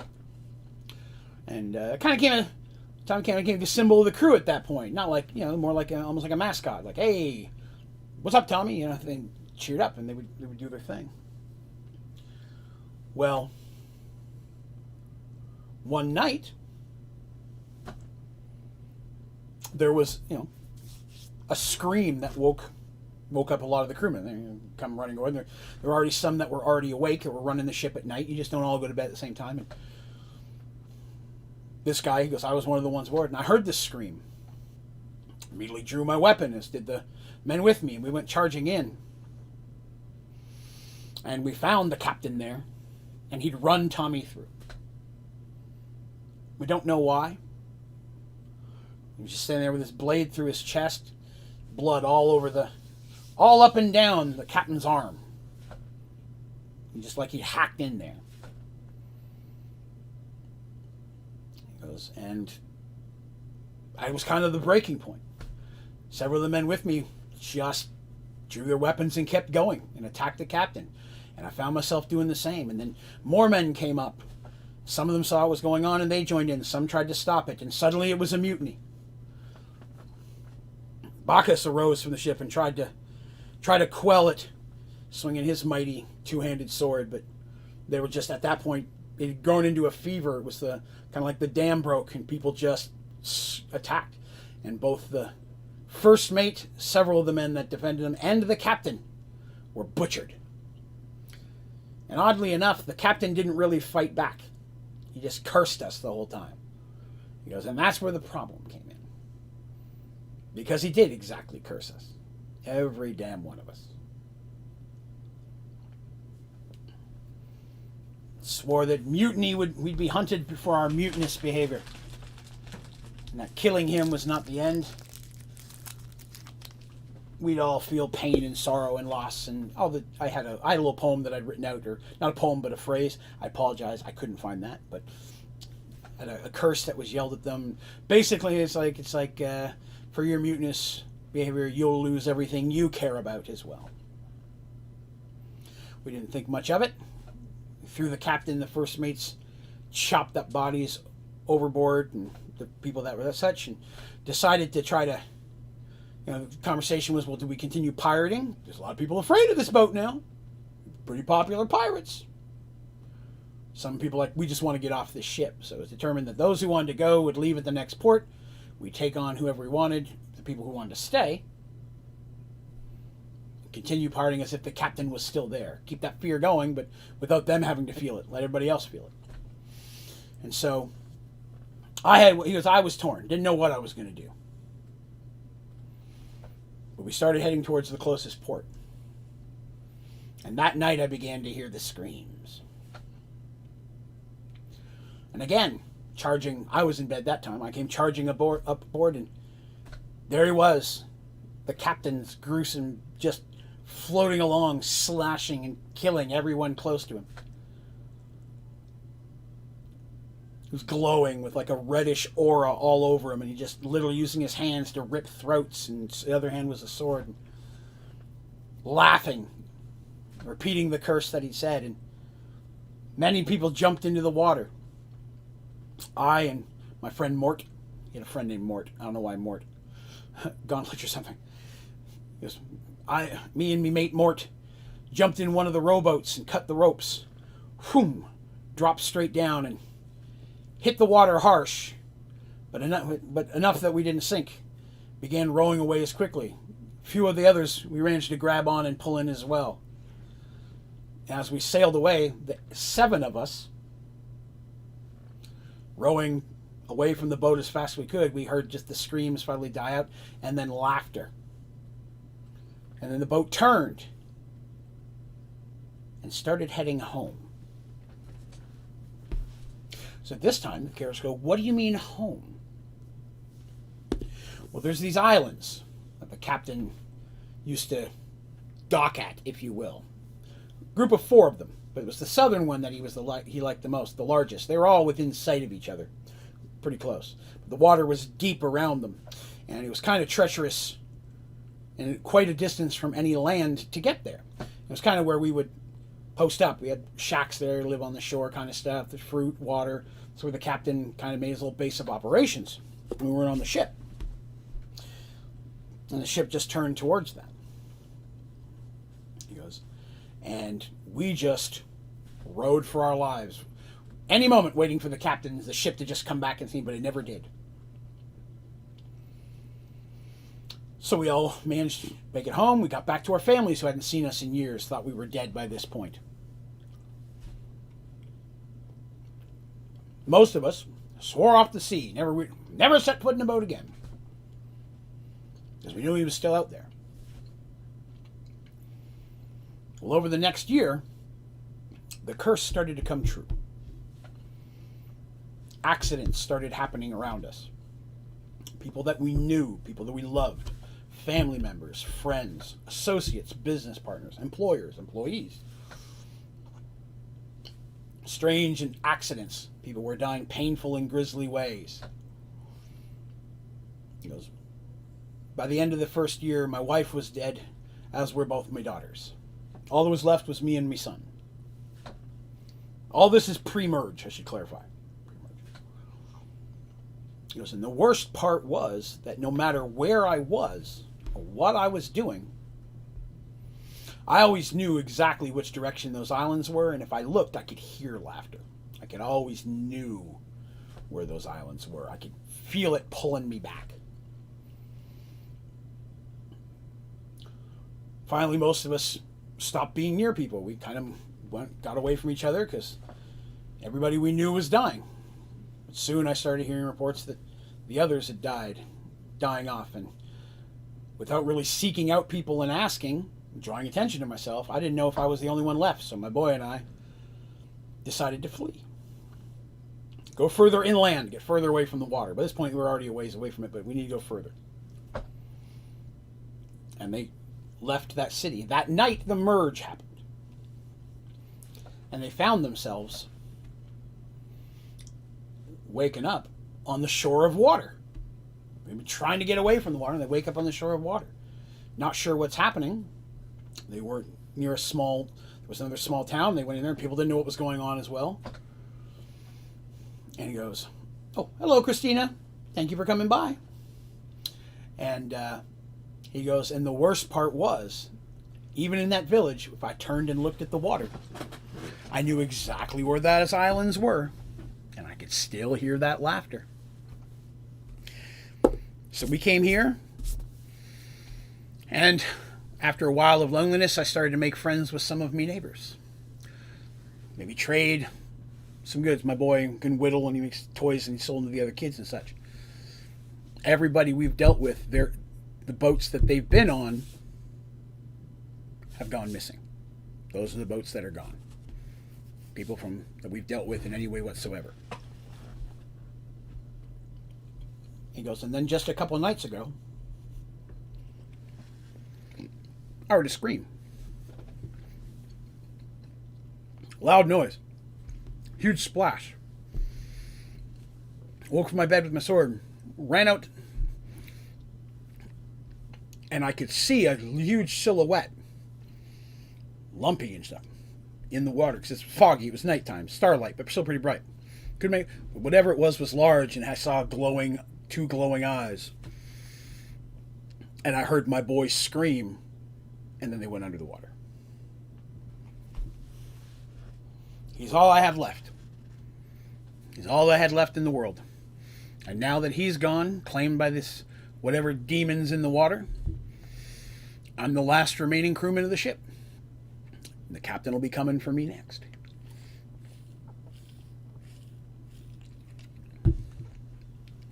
So that was the tale that they heard. And they're like, well, we don't know how much we can really believe of that, but okay. And they said, instead of a whim, Darsh goes, where are the islands now? And without hesitation, the guy turned and he basically was like 253 miles, 300, this by this, by this, by this. And he just pointed a direction. He goes, that far. No matter where I'm at, what I'm doing, that's where it is. Or they are, because it's 4 islands.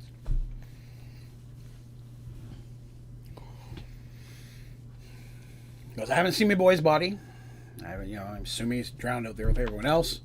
So when I saw you coming, I was like, the captain sent the first mate. Bacchus is here for me. It's finally all over. It turned out to be you. But it doesn't matter. I've talked to you now. We've had a conversation. I don't know if that's enough. You could be the next to go. I don't know. We're not friends. But I know you now. Sometimes that's all it seems that's enough. So I apologize if I've spread the curse to you and you're next to be claimed by this. I swear I try to stay away from everybody. So the characters are like, okay, well, I'm not sure exactly what's going on here, but if there's a creature in the water, we got to find it. The one thing that they did learn throughout their investigation is that every ship that's gone missing has been either early in the morning or late at night. Nothing happens in the middle of the day when it's bright and sun. If people get out early in the morning, that's the good fishing. People late at night, if you ever fished early morning, late night, that's usually the best time. So historically, that's what they were doing. So they decide that that night, they're going to do the one thing that Artemis has dreaded this entire time. They're getting out the flying carpet. And they're like, we're going to sail above the water, see if we can find anything.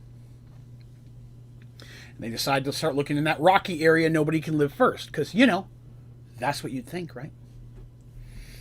Flying over it, they don't really see anything. But what they do see, as the night's going down, is a small ship booking it back to Silver's Bay. It's got the banner of Silver's Bay flag, and it's trying to get back. Something held them up. Maybe they found some good fishing. They're trying to get it done, but now they're heading back, and they're like, well, let's see if we can catch up to the boat, hitch a ride back, because the carpet's not fast. It's stable, but it's not fast. It's faster than walking. Probably even faster than horse riding, but not as fast as a boat. So they're like, see if we can catch up to the boat, but the boat's really fast. It's almost out of view before the thing gets attacked. Because, you know, this is fantasy, and it has to happen when they're there, or else they don't get clues, right? So the ship is suddenly being attacked.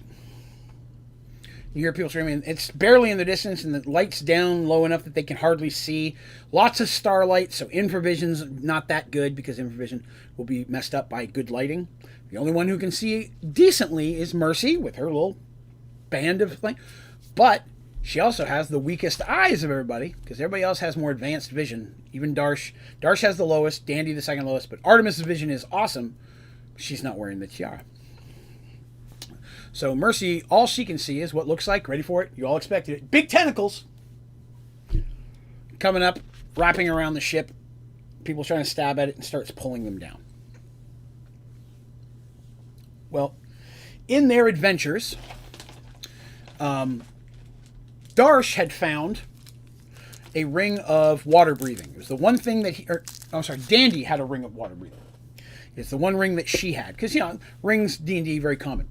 D&D rules normally will state that you can only have one magic ring on a hand. If you have more than one magic ring on the hand, they cancel each other out. It's to keep people from walking around with handfuls of rings just doing everything. So, that's one of the ones she was wearing. On the other hand was a ring of protection. Artemis, at this point, had 3 or 4 magic rings in a pouch, and she would pull out the ring that she needed at the time. She actually became quite a collector of magical rings over the years. She ended up getting a large collection of them. Mercy has the ring of central teleportation, and she has her summon her morning star ring. Is it a kraken? It's not exactly a kraken. No. It's actually called a sea demon, oddly enough, or daemon, D-A-E-M-O-N. You can find it in the monster manual. It's kind of like a mixture between a kraken and a large squid? Jellyfish? No, jellyfish is the word I'm looking for. It's like a mixture between the two, but it's actually evil. It has some intelligence to it. It's not just an animal. And they can be different sizes, but they're big. It's not really a demon, but it's called a sea demon. Neon says, I had a DM that played with house ruled that it was a standard action to swap ring effects, so swapping them in combat was a bad idea. That is correct. It's the same way. When you take a ring off, if it had any type of... This is how I play mine. House rules. I guess it's time to get into the D&D side of it. House rule, if you have a ring and it's giving any type of an effect, it disappears the moment that you take it off. If you put another ring on that gives an immediate effect, like a ring of protection, feather falling, things of that nature. If you've taken a magic ring on, then it's 1d4 rounds before the new ring kicks in, with some exceptions. If it's any type of artifact ring, an artifact ring, just because by its nature being more powerful, can have its own different rules, and that's something that when I create them, I would put in there. If it's a ring that has a chosen effect, something that I can shoot a fireball, that can still work immediately because it's not something that's affecting you as a whole. Feather fall, water breathing, free action, feather, all that kind of stuff. That could take a couple rounds to kick in. But if it's this shoot a fireball, I can do that. But it does count as one action or one attack to do that in combat to swap them out. So if you're like, I want to switch rings, I'm like, okay, do that. If it's a regular bag of rings, the more rings you have, the longer it takes for you to switch rings. Like, I want to pull a ring out. Okay, how many rings you got in there? 8? It's going to take you 2 actions to find the one you're looking for. Okay, this is the one I want. So the more rings she got, we found a way around that a little bit later because she wanted one. We'll actually get to that one point and I'll talk about it. But yeah, I have a whole lot of house rules, including how rounds and actions and how time works. I needed a standard, and most D&D doesn't really give a good rule on that, up to the point that I played. The new stuff may be better. But I have a lot of house rules that determine special abilities and how things work, how time works, how actions work, and professions and specializations. A lot of that stuff I have my own house rules as well. I've hodgepodge from a lot of different types. I played a lot of other types of role-playing games besides just Dungeons & Dragons. To be honest with you, one of the best ones ever, Teenage Mutant Ninja Turtles role-playing. Phenomenal game. You do not have to be a turtle, but it's a very cool game. To be discussed another time. I have the books. They're over here. So anyways, main attack. Dandy has not a ring of protection. She has a ring. Everybody is wearing their ring of central teleportation because they want to be able to pop back in the emergency. If you're underwater and you're drowning, you could port back home. Remember, you can only do that once per month. Once per 30-day cycle can you use your ring of central teleportation. It takes that long to recharge. So you can take it off, put it in your pouch, and wear a different ring for 30 days. If you know you can't use it anyways, why would you not, right? It doesn't have to be on you to recharge. Taking it off and on doesn't help. Nobody can use it again for 30 days. So a lot of times they would take that off and put it back on after 30 days and then wear it all the time in case they were drowning and they could port back home. They're abandoning their people, but at least they don't die. That happened one time in an adventure in the future. So they go down and they start trying to attack as well. And Dandy has water breathing. So she actually jumps in the water at one point because everybody got knocked off of the carpet. There's a point where a tentacle came up and upended the carpet. Everybody fell in the water. They can all relatively swim, but, Artemis has got these big old robes on. Darsh, being a Minotaur, is very strong, can swim really well because they're a seafaring race, but they are carrying weapons and all that kind of stuff. And Mercy, of course, luckily of everybody, she drops her weapon, ping, pops it back in her hand, starts hitting again. Gets knocked away, ping, back in her hand, starts hitting again. So that was going on. But Dandy was actually underwater just going at the thing because she didn't care. She just stabbed him away. Or hoopak and such underwater. Because she didn't have free action, so she can't swing or shoot something, but she could stab underwater. The ship is mostly destroyed, but they managed to fight the thing off a little bit, as well as there's some help from the sailors on the ship. The ship is horribly broken, but some have survived. This is the first time someone survived to see this. So they're like, oh, we got to get home and say there's a giant creature in the water. And Dandy being underwater, even though it's relatively dark, the thing does have glowing eyes. And she sees the direction that it immediately shoots off. And it's back towards that rocky section of the lake. Of course it is. I described that. You should all know it's there by this point. I'm a dungeon master, but dungeon masters you can figure out the big clues. So they're like, okay, that's where it is. So they get their rug back up, and it's floating, and they grab it, and they get back on there, and whoosh, they start heading that direction. So when they get over to it, they're like, okay, there's got to be some type of underwater cave. I didn't give many hints. They came up with that. Yes, of course, that's correct. So they're like, we have to figure out a way to go down there. So they got a whole bunch of rope out, and Dandy went in swimming. Because, again, she can breathe underwater, right? So she's going to go in as careful. And she's the sneaky one. It makes sense. They got a rope around her, so if she tugs it, they can start pulling like really fast. Darsh has got a grip on that. Darsh start pulling that back, it's going to go fast. So she goes down searching, and sure enough, she finds an entrance. And it's deep enough that it's a struggle for everyone to get there, but not too deep to swim. Everybody has to roll to see if they make it, but they have a pretty good chance of succeeding. there always needs to be that element of potential failure. Luckily, everybody passed their rolls, but I was prepared that if somebody didn't, they had to turn around and go back because they freaked out or they couldn't breathe far enough or whatever the case is, which meant they were down a person in the middle of whatever was going to happen next. They all successfully made it, and there's an underwater cave. It's a big pool. They get in there, and sure enough, there's some treasure and such. Little bits of that piled in there as well. Again, the demon collects those things. It's not really a demon. Again, I got to stress that. It's not like from another plane of evil and that. That's just its name.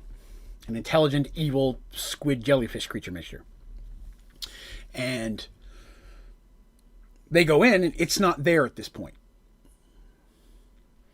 And they get in there, and they're like, okay, well, maybe we can set up a trap, set up an ambush for when it comes back. Clearly it comes back, and you can see carcasses of half-eaten cows or big fish, like the silverfish, like the big ones, just pieces of them. It's really stinky in there. And as they're like, okay, let's see if we can set up some type of ambush thing for when it comes back, we can try to catch it. And at first they're like, well, Dandy's like, hey, maybe we could collapse the thing and lock it in here so it can't swim away. And they're like, you idiot, we'll be locked in here and then we can't get away. We don't want to do that. But while they're searching, they come across the sailor dude's son. At this point, so hadn't eaten and drank in a few days. He's really weak. He's had the snot beat out of him. He looks like he's been tortured.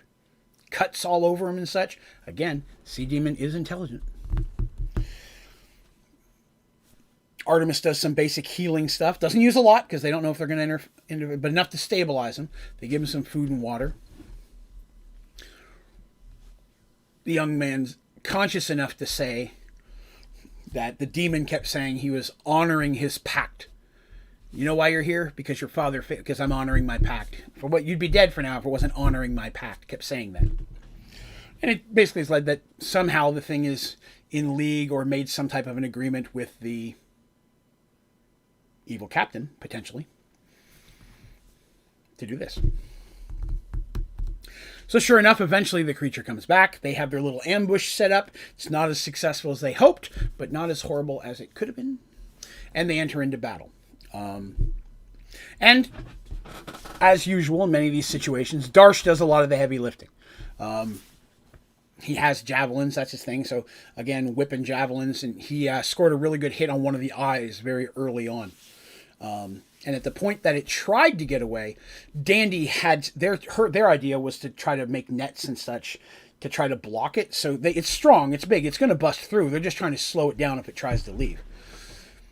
So Dandy was doing that, and then after the thing went in, Dandy was underneath, and she was putting they had some javelins that she was putting. So as it came out, it's like coming through teeth that are facing in. It would hurt itself on the javelins. It was pretty good the way they did it. Some of the stuff they tried worked, some of it didn't. We rolled for a lot of it, but they managed to do enough damage that they killed the thing. Obviously, they're the heroes. They take a bit of a beating, of course. But the young dude, he's out of it. He's hidden in the back. They hid him behind some stuff. But he survives, and they manage to make it out. And they don't find anything else of value in there. But they do find some, like I said, limited treasure. And some of the treasure of searching it is old. It's obviously not something that came from any of these three things. So either he found it down at the bottom of the lake, or it was some type of payment. And they don't know. But they kept some of it because, they're heroes, but they also like profit. So they kept some of it, and they got a couple little low-level magical things. Nothing real big in there, but they got mostly potions and such, like a scroll of this or whatever. And the young man, they get him out. So once they get out, the first thing they do is they take the young guy to Silver's Bay, along with them on their magic carpet. They're like, this is what we found. There's this giant dead squid in a cave with a whole bunch of stuff that he stole from you guys. We've already taken our share, but we're not going to tell you about that. You should probably go down in there. You'll find the giant corpse because we left it there, as proof that it was none of you guys. And, if you guys had smartened up and worked together, you might have found this sooner, chiding them and such. Then they take the young guy, because by this point Artemis has healed him up some more, and they take him back to his father, who's ecstatic to have his son back. But at the same time, totally fearful, because it survived this time, but what's going to happen next? It was a lot of the people crewmen and their families, the people who died, were not near water. It wasn't that sea demon that was killing everybody. He goes, it's something, somewhere things are coming after us. And he goes, I appreciate you saving my son's life. He's all I got left. And I cherish what little time I'll have with him. Because for all I know, he or I'll be dead by the morning.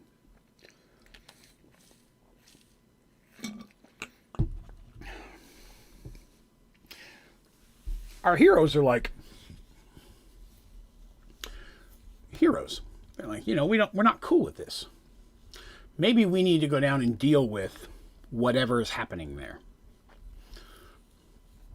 Because several things came up during this conversation. Here's an evil thing that, if it's out there, could be terrorizing kingdoms and such, although they've not heard anything from any of Paxwall or Arduel or anything about a pirate red ship terrorizing anything. They've not heard anything about a ship. But that doesn't mean that maybe the captain's waiting. It's been some time since the merge. Who knows what's happened there? And they're like several things. Evil ghost type kind of undead, dead, magical wizard, whatever the hell it is, has this ship, terrorize people, and it's going to kill this guy. Seems like a nice guy. We've already saved his kid once. Maybe this is something we need to look into. The second thing is, during the telling of the tale, the amount of treasure that they had stolen and that was stored on that island. Enough to buy kingdoms, they described. I won't say that our heroes weren't slightly intrigued by that as well. They're like, there's bad things there, but there's also horrendous amounts of treasure. And who doesn't want that? I mean, they're not like greedy fools, but I mean, at the same time, they're like, why not?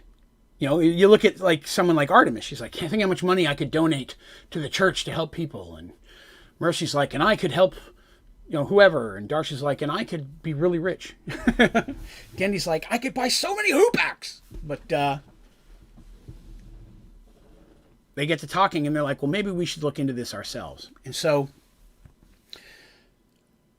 they talked to the guy, and where he woke up after the merge, he and his son, was very close to Arduel. And they started heading north to get away from the ocean. And they're like, he's able to give them information like, this is where we were on the shore. This is the exact direction and how long it would have taken me to get to the island had I had a boat at that moment.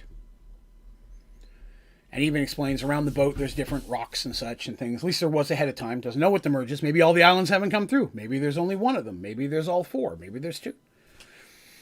Maybe that's something you would want to look at. Not me. I'm not going near there.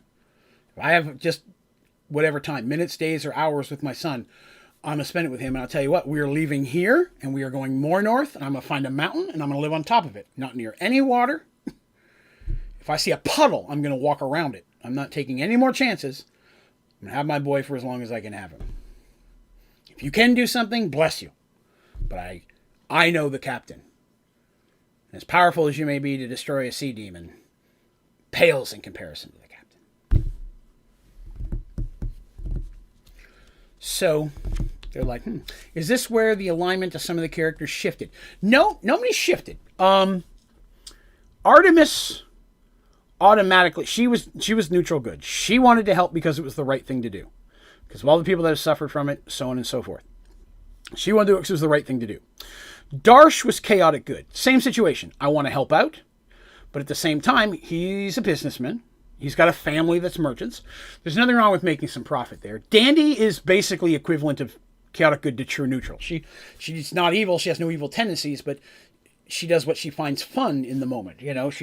She's more likely to go just for the adventure. She'll take some treasure, you want to give it to her. She just goes because, wow, I get to see a pirate ship with maybe like a ghost pirate. That's the coolest thing ever. I got to go see that. That kind of thing. And then Mercy, she floats between chaotic good and neutral good.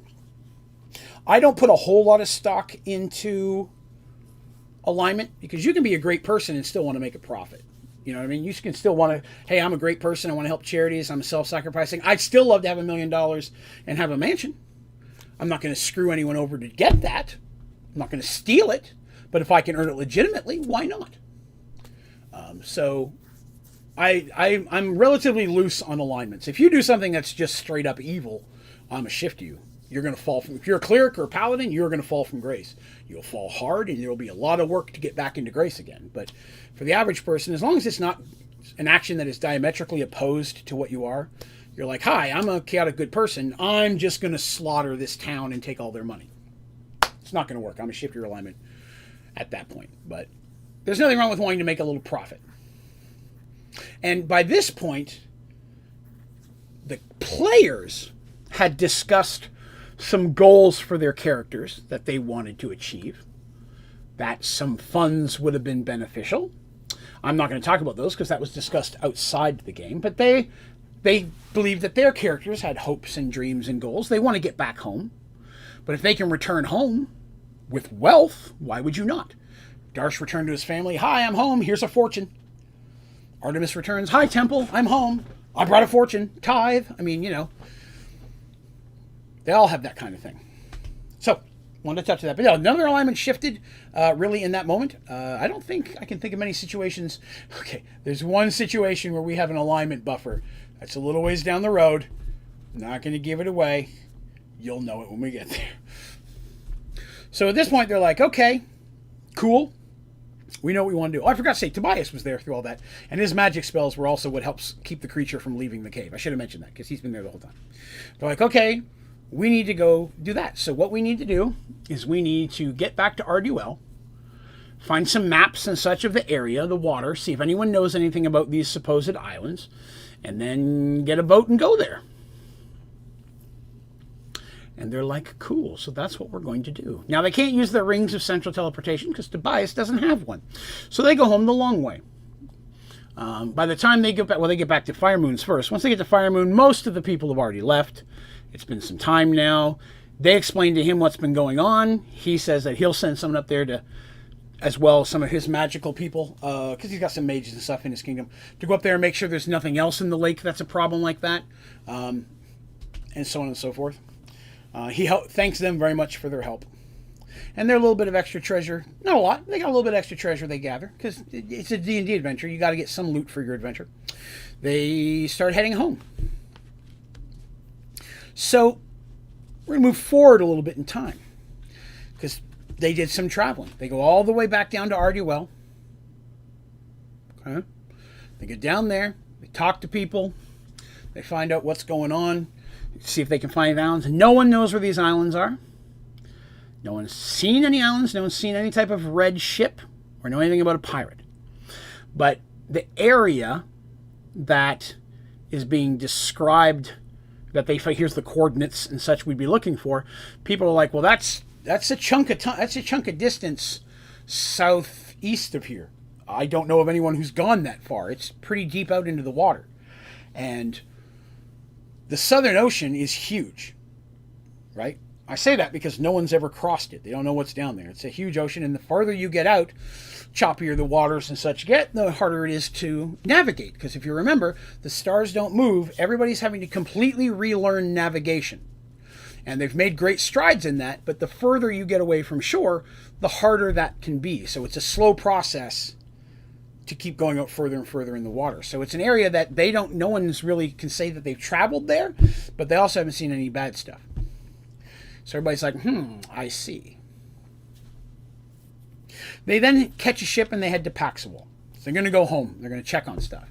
They get back there, bid Tobias a fond adieu. Because Tobias has a little bit of treasure now, and he always gets a few magic items that he can take back and investigate and learn how to reproduce and that kind of stuff. Because that's what he's for. A lot of times his share of the treasure is some of the more boring magic items, but it's the stuff that to him, that's awesome. He's like, oh wow, a ring of Featherfall. I will take this, and then I can learn how to make them myself. Because sometimes there's times where he's like, hey, remember that ring of Featherfall? Here, I got one for each of you. You know, that could be helpful. You're going where? Here, take one of these. That becomes beneficial the further on we go in the story. I got a mustache here tickling my nose like a madman. Ugh. So, this is where I mentioned a moment ago that people had goals. And this is where that starts. So, I mentioned before that Darsh is from a family of merchants, seafaring family, so on and so forth. Darsh wants a ship. He doesn't know how long he's going to be here. He doesn't know how long he's going to be on this world. But he wants to start trying to rebuild what he's always, when he was a young man, his dream was to take over the family business. He was going to have ships. He was going to deal with merchant stuff. That was his dream. He loves being on the ocean. Darsh wants a ship. It doesn't have to be a huge ship, but he wants a ship. And if he can, they get all this sorted up, if they get to go home and he can take a ship, even better. Whatever he's worked out at that point, he can take the whole ship back. Why not even better sliding back into his home world with a ship full of treasure, loot, or goods that he's built up over however long they're here. So Darsh wanted to buy a ship because he said this would be the perfect opportunity to have his own ship, since they keep booking it back and forth to Arduel and Thorman and Arduel and Thorman, and eventually they're probably going to get to the Minotaur Kingdom. Having a ship at their own disposal might not be a bad thing. Ships aren't cheap, but they've got money. So as they return to Paxawal, Darsh, talking with his friends, makes that known. This is what they want to do. And he looks and he starts shopping around, because find a ship that somebody's trying to sell, and he finds one. It takes him a few days to a week to, because by this point it's taken him a month to get back from Silver's Bay and all the stuff they were doing there, and coming from Arduel back over. But he goes ahead and he finally finds a ship. And it's not a huge ship. It's a single mast. And I want to tell you, the amount of research that I did on ships and how ships work and how ship combat works in D&D. I've got books on that specifically over here. The amount of work I did, because technically it was a she who plays Darsh, because she wanted a ship, I put weeks into researching ships. So as she has crewmen on the ship, literally I have specific roles, from boatswain to whatever. I looked up the roles of what you'd need on a ship, armsmen, and she had people hired for specific things. But Darsh buys a ship, and he begins the process of preparing it for a journey. Now, that's what he's working on. And Dandy's helping him a little bit, because she can go around and help find stuff they're looking to buy. Of course, Mercy and Artemis decide to go check in with the temple, right? Here's what's happened while we were gone. Here's what we did while we were up there. Now we're going to go look at this island. Why not? We've got nothing else to do. Unless, of course... Oh, wait, I think I remember something about this. You do? I don't remember mentioning it. But he goes, unless you've got a clue to what we need to do with the weapons first, and then we will set that aside. We want to help this guy and his kid. And the kid's like early 20s for the record. He's not a kid. He's his son, but he goes, unless you've got something to save the world, that would take precedent. And they're sitting with, when they go in, they only get to talk to Sister Mara. Both Brother Bart and Brother Lycos are not available. And Sister Mara says, no, we haven't heard anything about that. But we do have some concerns. And they're like, okay. And Sister Mara tells about some of the things that have happened while they were gone. So there have been a few notable events happen in and around Paxawal while they were gone. The first thing is this, and this is the big one. They received reports from a certain cleric living north in a small town. You may remember him. He's the one that sent them in to find the Pandora's box. Ever since then, the church has had Templars and such. They've increased the amount of manpower, if you will, at that temple, A, to make sure he doesn't get in any more trouble, but B, to keep an eye on all that. And they received reports that someone else had tried to break in to the, not the temple where he lives, but the temple where they got the Pandora's box out of. So there's that. They find that there are men dressed all in black were seen entering and leaving the Tomb of Pandora, which is the name of that place. There have also been human males asking the locals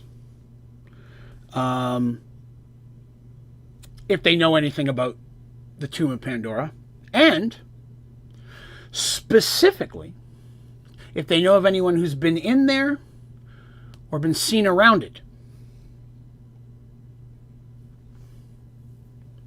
This has the temple concerned. Someone is clearly looking for Pandora's box, and they went in, they came out, they couldn't find it, so now they're trying to figure out who has it. This has Brother Bart concerned. Right now, both Bart and Lycos are with the box. 2 out of 3 of them are always with them, while the other one's here kind of running the temple. They are currently looking at moving the box to a more secure location that she won't discuss. But there is concerns that someone else is looking for the box, and that is something that they are very, very concerned about. So that's that thing that's going on.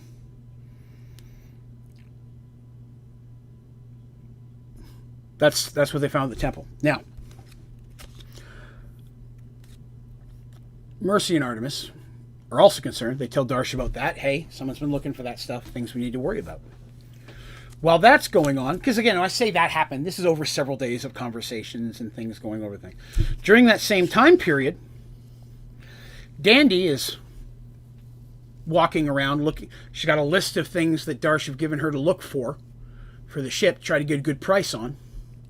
When some fool, haphazardly, in one of the worst jobs she's ever seen, horrendously tries to slip a note into her pocket. It's the worst thing she's ever seen. She almost calls him out right there in the middle of the street, how bad of a job he did of trying to sneak that into her pocket. He might as well have had a neon sign that said, "Look what I did, look what I did." Very distressed. Gonna have to talk to people about this. Unacceptable. But the note does say that your presence is requested immediately in the hall. Tell no one, the lives of your friends depend on it. And it's signed One Eye, which is literally just the number 1 in the letter I. That's what he does. Danny's dealt with the Thieves Guild several times. She's a member in good standing, and she knows several different entrances to get into the Thieves Guild, like the underground part of it. She actually knows more entrances than they think she knows, but that's just because she's Dandy and she finds these things. But she does make her way to one of the entrances, the close one to here. She goes to Benson's Butchers. Once inside, she's a great big hulk of a dude just hacking away at meat, blood all over him, smoking a cigar, whatever the case is. Looks up, she looks at him, he just waves to the back and she goes through. They know. She gets back in there and she uses the stairs and she's led to the place where Marcus is hanging out, where the One Eye's hanging out. Different place than last time. He moves around. He's not a fool. Him, she trusts. His skills are a lot better. Doesn't have a lot of faith in a lot of his employees. And she likes to bring that up regularly, talking about how horrible of a job they do. And he always gets a little bit of a smirk, like he's trying not to laugh, and makes sure that he's going to look into it and make sure they're better trained. But he gets a kick out of how horrible they are compared to Dandy.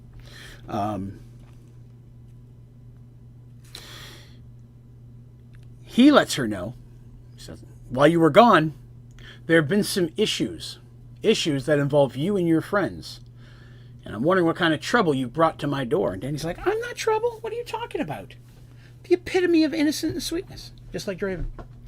But, what happened? Because I'm interested. He pours her a drink. She eats some cheese off the platter. They always have a nice meal when he hangs out. He always makes sure there's snacks out for Danny. And it said that within the last couple of weeks, there have been sightings of non-guild affiliated thieves and assassins in the area.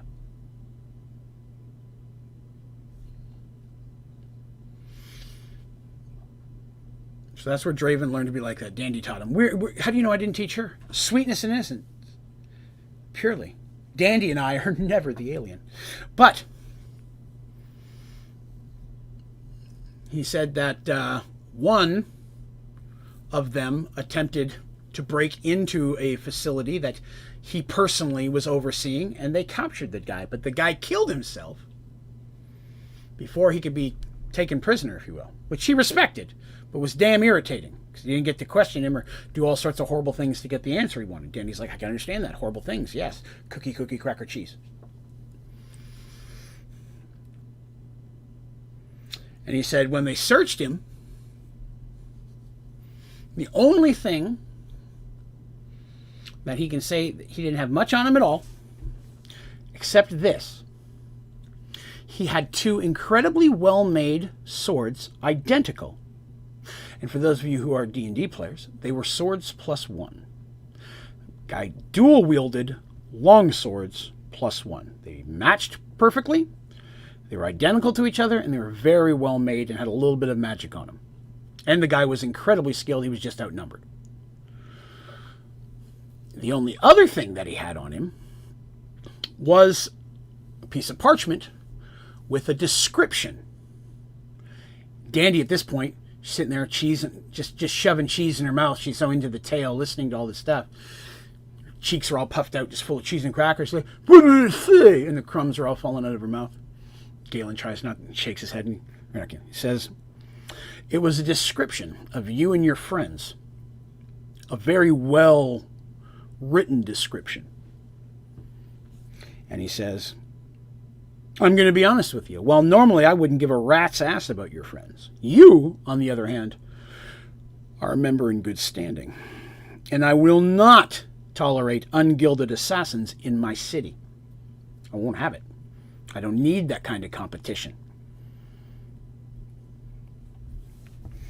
At this point, anyone caught unaffiliated with the guild doing anything even the least bit criminal, they got a kill on sight order. Basically, it's been outset. The One Eye's thrown that out there. If you find anyone matching the description of the dude, if you find more people like him, kill on sight order. He's not playing around. Whoever's in charge of these people sending him in, he's not going to tolerate that. He's going to send a message quick.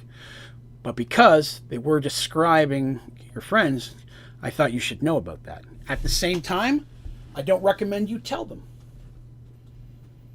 And they're like, what? Why wouldn't we tell them? Why shouldn't I tell them? He goes, well, you're going to have to tell them where you got that information. And at the same time, your friends aren't as skilled as you are. He's very, very praising of Dandy's skills, which she enjoys. They're not as skilled as you are at maybe keeping secrets. Knowing this information might enable you to learn more than it would if they knew. Dandy's like, again, there's a little bit of cheese dribbling off and crackers on in her lips here. And she's like, that could be a good idea. I could be extra sneaky. I could set a trap maybe. I like that. And she gets to thinking about it. She's talking aloud for a couple of minutes and he just lets her ramble. He said the other thing he wants to let him know, there are 2 other things, pieces of information that he's come across that Dandy might particularly want to know. Dandy's like, wow, more.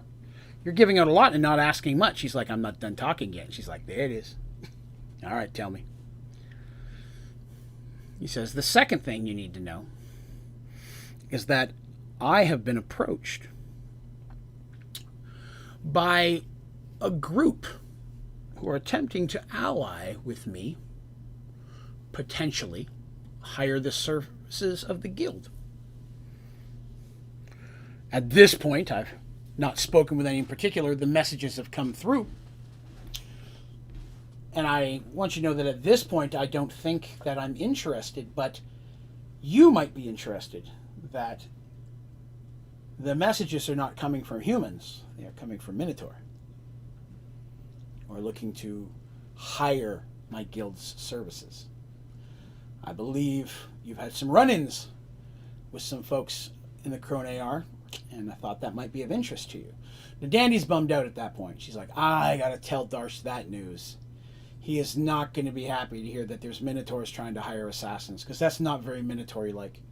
That's not honorable at all, and Darsh really doesn't like it when Minotaurs, or anybody for that matter, are not being honorable. Darsh, it's a personal irritant of his, and Dandy's not looking forward to being the bearer of that bad news. And she's like, well, thank you for that. twofold. What's the last thing? You know, at this point, she's like, what could be worse? He said, to the north, last week, there was a sighting of drow elves. And Dandy's face goes blank. Tell me. And he proceeds this, what information they had. It was a small group of drow elves. They were moving around. They were on the outskirts of Paxawal. They were sighted by some farmers. Literally moving through the mountains, which is hard because rarely drow aren't easy to be seen. They're very sneaky. He goes, their skills is something I respect as well, as I'm sure you do as well, as much as you may hate them. Because he knows Dandy's story about the drow elves in the Kender village from way back in the day. And he describes the image of what they got like, and none of them quite match the description of the particular one she's looking for, but that doesn't mean they don't work for him. And she's like, I need to know anything else that comes up about that. He goes, of course. Any information comes through concerning the drow, I will get to you immediately, regardless of where you are. This I promise. She nods her head in very seriousness, because the fun goes away out of Dandy anytime drow come up in the conversation. She's like, okay. Now, what is it you want? He says, I'm not looking for anything right now. You're a member in good standing, and telling you these things only benefits me. There are ungilded people in here trying to cause problems, and you take care of them. That helps me out. You and your friends might do way better luck with that than I have. But at the same time, you guys are getting more and more, let's say, popular in the Southern Kingdoms. And having a member of good rank that high in the favor of nobility, well, that's a little bit hard to pass up. So I want to help you succeed in every chance that I can. She just smiles and nods her head, because she totally understands. You know, she likes him. She always considers him like a buddy. But she knows he'll use the hell out of her for his own gains. There's no lost stupidity here. Dandy knows exactly what's going on. They finish their conversation and such. She finally heads back to Darsh, knowing he's going to be upset because she didn't have the list of stuff he sent her to get, and even more unhappy about the Minotaur. Darsh, on the other hand, while this is going on, is doing the most important job that he has. He's going to go drinking. And he goes drinking not at one bar, not at two, but several. Talking to people and drinking. Because Darsh is looking for a crew. Mercy, Artemis, Dandy, they've got no seafaring experience. What little they picked up a little bit just on the boats they've been on. Dandy would be pretty helpful out of all of it. Mercy will do what she's told, but they don't have any sea experience. He needs a trained crew. This boat he got is small, but he's still going to need at least probably 15 to 20 people. It's a big boat. It's not like a little rowboat. This is a good-sized boat. It's just not huge like some of the, Jack Sparrow pirate. It's nothing like that big. That's a triple mast. This is a single mast.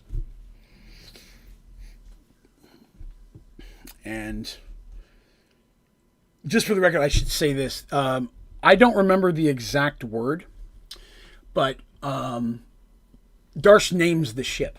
So in conversations, different races have their own language. Most of these characters are speaking the common tongue. But there's Elven, there's Dwarven, there's Minotaur, and from different worlds, there could be completely different versions of each of those. But the common tongue seems to be spoken in one version or other on pretty much every world they've run across. Very little have they come across people who can't speak to them at all. But for no particular reason, we just discussed it, we determined that we were going to use for Minotaur German. Sounds weird, but I'm going to throw it at you. So we looked at different words and such and different names and things, and when it came to it, the young lady who was playing the character of Darsh decided that she wanted to name some of her ships. She would find what the English word is and convert it into German. And when she did that, she liked the sound of a lot of those words. So I forget what the name of his first ship is, but it's Dandelion in German. I don't know what that is. Somebody can look that up if you'd like. But basically named it after Dandy. It's basically the Miss Dandelion was what they named the first ship. In honor of Dandy, because he loves Dandy. But that's what he named the first ship. Oh, did he say first ship? Is that a hint? We'll see. But he's bumbling around the docks. So it takes him a little while. Yeah, that's it. That sounds familiar. We always just called it the Dandelion, but when the official name was in German. But yes, thank you very much. I appreciate that. I'm going to write that down. It's the one that I always had a bad habit of only writing down the English version of it. But he hires a crew. Now, of course, the crew, several of them are people, right? I say that as in, I don't need to give you their name. I don't know their name. They're just crewmen 1 through 10. You know what I mean? Miscellaneous crew. But he does take on some named crew because these people are bringing specific skills to the ship. Barl Weathersby is, or Wethenby, I'm sorry, Wethenby is the previous captain of the ship, or the guy who's selling it to him. And he agrees to come along on this first trip. Well, Darcy's in there because Darcy's going to pay him to do that, to make sure that, you know, the crew, because he's familiar with the ship, he's also going to help him grab a couple people. And he recommends someone specific for a first mate, someone that Barl has dealt with several times and is very, very well skilled, great at running a ship, and at this point currently looking for a job. And that guy's name is Dorum. Human named Dorum Marshlight. You might want to remember that name. And yes, I don't have the picture for him, but I will have the picture for Dorum next story. And several of the other names I'm about to mention. Talks with Dorum, chats him up. There's a whole role-playing thing there where he has to convince him. But Dorum agrees to come on as his first mate. Very experienced. And each of these people that I list have specific skills. And can be, basically, this person could do this, this, or this. You hire them, you can put them into one of those positions. Because Darsh had a list. I needed this, I need a first mate, I have a second mate. I need this, I need a lookout, I need a backup lookout, because, you know, lookup's got to sleep. These are the people that Darsh hires as his named crew. So Dorum is first mate, human. Let's see here. The next one is Gasket Tight Wrench. Gasket is a gnome navigator. Pretty well experienced, age 99. Right, gnomes, that's not that old. And he is basically, he's been, since the merge, he's been hardcore mapping out and doing things with the stars, and he's highly rated. But he's a little extravagant. Not everybody likes having a gnome on their ship. Darsh could care less if he can do the job. Shayla Forgun is their pilot. Basically, she's going to be steering the ship most of the time when it's not Dorum or Darsh. Shayla, 26, African-American female. Also has some navigation skill as well and can be a backup navigator. Jamal Forgun is her brother. Hires him as well. Older brother. Mess steward. Basically handles food and everything underneath. Guy loves to cook. Can turn the odd, you grab some slop off of an island and he'll turn it into a feast. Phenomenal chef. That's pretty much all he does. Then we have Kevin McKay. That is that's your backup navigator. I haven't got to the navigator yet. Half elf. 76. Pretty special trait. Overwhelmingly attractive. Everybody has special traits. I'm just throwing his out right now. Let's see. Who else have we got? Those are all just random people. Lothar Chagang. Lothar is a half-orc. He is the quartermaster. So, you know, if you know what a quartermaster is. And then Dorfin Sulfin is a dwarven...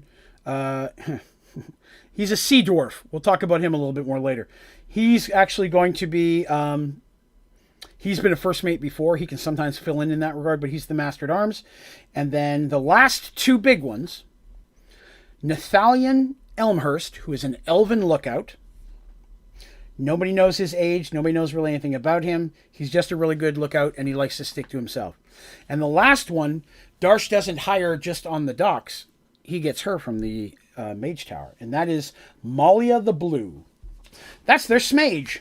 You may have I mentioned in the past that a smage, we just call them, but it's a sea mage. These are mages who specifically choose a lot of their spells and such based on living on the sea, living on boats. A lot of wind spells, things that would help calm seas or make seas worse. They also have some different combat. Fireball, flaming arrow. These are great things to shoot at other wooden ships when you're in combat, as well as ways of defending your own ship. Create water, create food, things like that would help if you're stuck in the middle of the ocean. So almost every ship that's going to do any real traveling is going to have some kind of sea mage.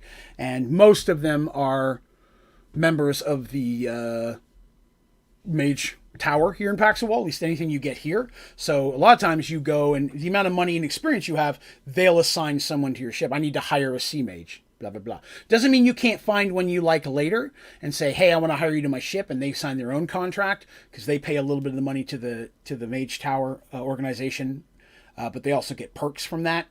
It's a business. It's almost like being in a union, I guess would say probably the best example of that. Some of their money goes to the dues, but the mages step in if there's a problem.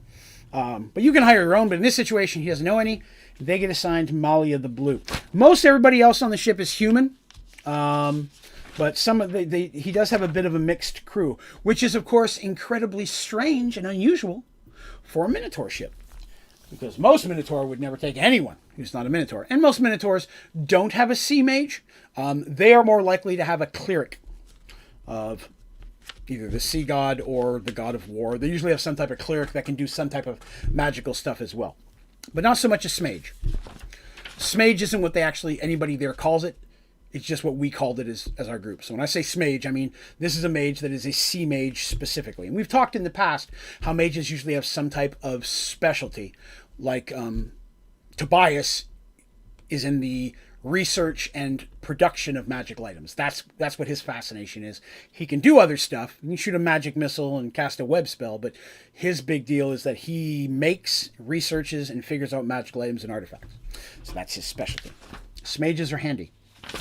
So he picked these up. He actually went to several different inns and stuff. He went to the Salty Siren, the Maiden's Whisper, the Misty Wind. There's a whole bunch of sea places, bars and such along the decks. And it takes him a week or so, at least close to a week, to finally fill out everything that he needs and to get everybody crew-wise as well as the supplies.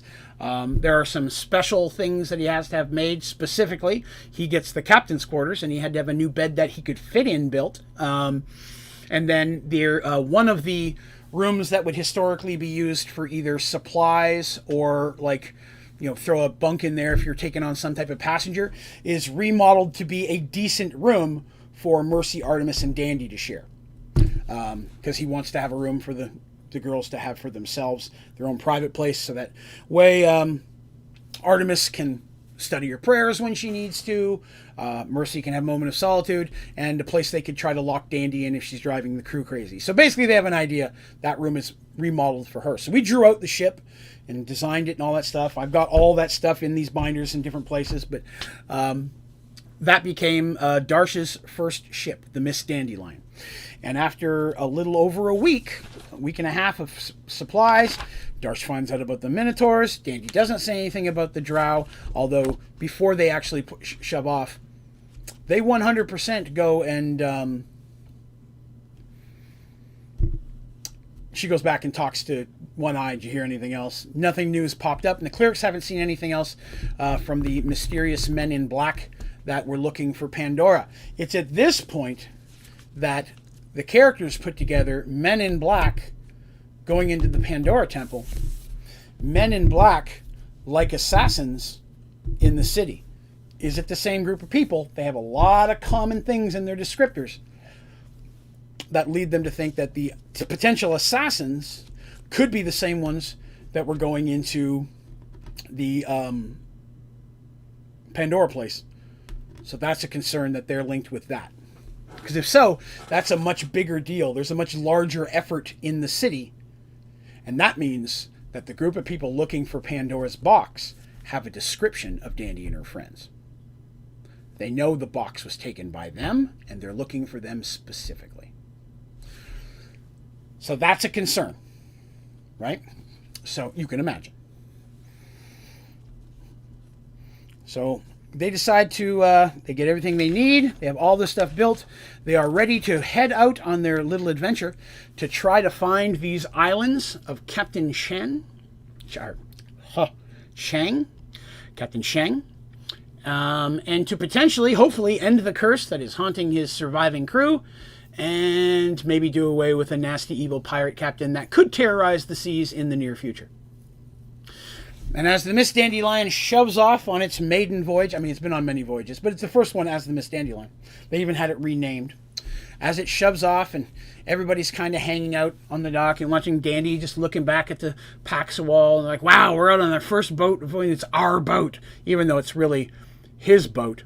It's their boat is how they all view it. And Darsh talks about it the same way. It's like, welcome to my boat, He's looking and she sees people and she sees people looking at them weird. Because again, it's a mixed crew being headed by Darsh. They've been a bit of a focal point. People on the docks have been looking at this the last few days like, this is a weird crew coming up here and they're loading on and they're clearly going.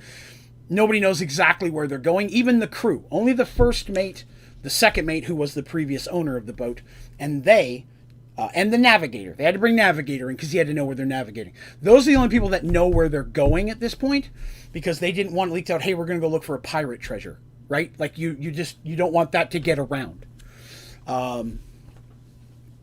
So they said that they're going on I think it said they're going on a mission for the church. They're going to go past Arduel and into some deeper waters to try to do some message thing for the church. I believe is the story that they used as their cover story. But they're sliding off, and there's a lot of people on the deck or out on the docks that are just, kind of staring at them and like, what a weird group of people. And there's one young man at the end, and he's just waving like crazy, and Danny's like, bye! Bye! See you guys later! We're going to go into the water now! And Miss Dandelion sails out into the water on its first true adventure. Darsh standing next to the helm. Dorum is technically piloting right now. But Darsh was kind of standing there and very excited. He got some new pants. He had some very loose, almost like MC Hammer, kind of, not that low in the crotch, but some billowy light pants for out on deck. And he's got a big sash tied around. He was very, very captainy looking. He went out of his way. Didn't have a hat, though. I tried to get him to get a piratey looking hat, but he didn't go with a hat at this point. I can't remember if we ever got a hat. I'll have to look into that. But they bumble out on their first voyage via ship that they control, on their way to find the potential evil pirate lord. And that's where we're going to call it for today. We've been going 2.5 hours, and that's the normal amount. I know that last time we went really, really long, but that's because I was trying to finish a chapter specifically. But this is a good spot to end this now, because we're going to get into some cool pirate stuff in the next episode. So hopefully you guys enjoyed this story today, this section of it anyways. I know the beginning was kind of slow, but again, it's the beginning of a chapter. I'm building up to a lot of the stuff that's going to be happening in this chapter. The first chapter of this series is, of course, the Fire Moon saga and everything Fire Moon did. The second chapter is them trying to get all the magical artifacts which cumulated in the battle of the Valley of Sacrifice. The third chapter is them getting all the stones to get the weapons back. And now we're in the fourth chapter. So that's kind of what right now we're in, what I would consider the fourth chapter of this story. So again, we're not halfway done yet. I'm going a lot more detail than I thought I would. But yeah, I wouldn't say I don't know if we're close to half. I wouldn't even say we're close to half yet. So I'm not sure how many chapters this is. I need to sit down and figure that out. But that's going to do it for today. I thank everybody who's come by and watched the stream today. I appreciate it. Again, this is the favorite thing that I do. The story I've been doing for over 25 years. It means a lot to me, so it means a lot that I get to share it with you all. If you did enjoy the stream and you haven't already, please be sure to click like. But most importantly, please remember to hit subscribe so you can all see our videos and streams and all that stuff as it comes out. You can also go to my website, onlydraven.com. And there on the website, you can find links to all my social media accounts like Twitter and such. You can also find things like the ODG store. Get you some Mergedworlds merch. I'm wearing mine tonight. A buddy of mine who got one, who's become a huge fan of Mergeworlds, actually wore his Mergeworld shirt performing. He's a musician, and he wore it up on stage the other day, and people were asking him what it meant, and he was trying to push people towards come hear the story. So that's pretty awesome. But yeah, he was wearing. I told him, you gotta get a picture of me when you're up there playing your guitar, dude, with the shirt on. I want to see that. But yeah, that's pretty cool. This story is also available on audio podcast on both iTunes and Spotify. Just do a search for Mergedworlds. It's all one word, Mergedworlds. There is a link to both of those on Onlydraven.com on the first page. If you don't mind and you have either of those, it would be awesome if you'd swing in there and either follow it or like it. It would also be awesome if you'd leave a review. That means a lot on those platforms. And be honest, I'm not asking you to rate me all fives or whatever, but if you like it enough or you have an opinion enough that you could throw a review on there, that would mean a lot. I'd appreciate it, but that's just if that's something you're into. I'm lagging. Oh, I apologize. Well, we're about to call it, so we'll make this the end. So that's going to do us for today. Again, thank you all very much for coming by. Tomorrow is Minecraft Monday, 7 p.m. Eastern. We'll be jumping into our new Minecraft mod pack. We're going to be doing Volcano Block. So that starts tomorrow. It's a whole new mod pack. Hopefully you guys will come by for that. And then we may do some bonus streams maybe Tuesday and or Wednesday. I'm not sure yet. I'm still looking into my plans. We may have a couple extra streams this week. But again, thank you all for coming by. It means a lot to me you guys listen to me jabber about this stuff. Special thank you to my members. I appreciate you guys being part of the membership program. It's what helps keep the lights on and lets me able to do prizes and stuff like that, so it matters. So if you haven't, you're interested in it, click the join button on my page, on my YouTube channel. It'll tell you all the perks and bonuses that come with the membership. Maybe it's something you'd be interested in. It's like a Twitch sub, except less expensive, and you get way more perks.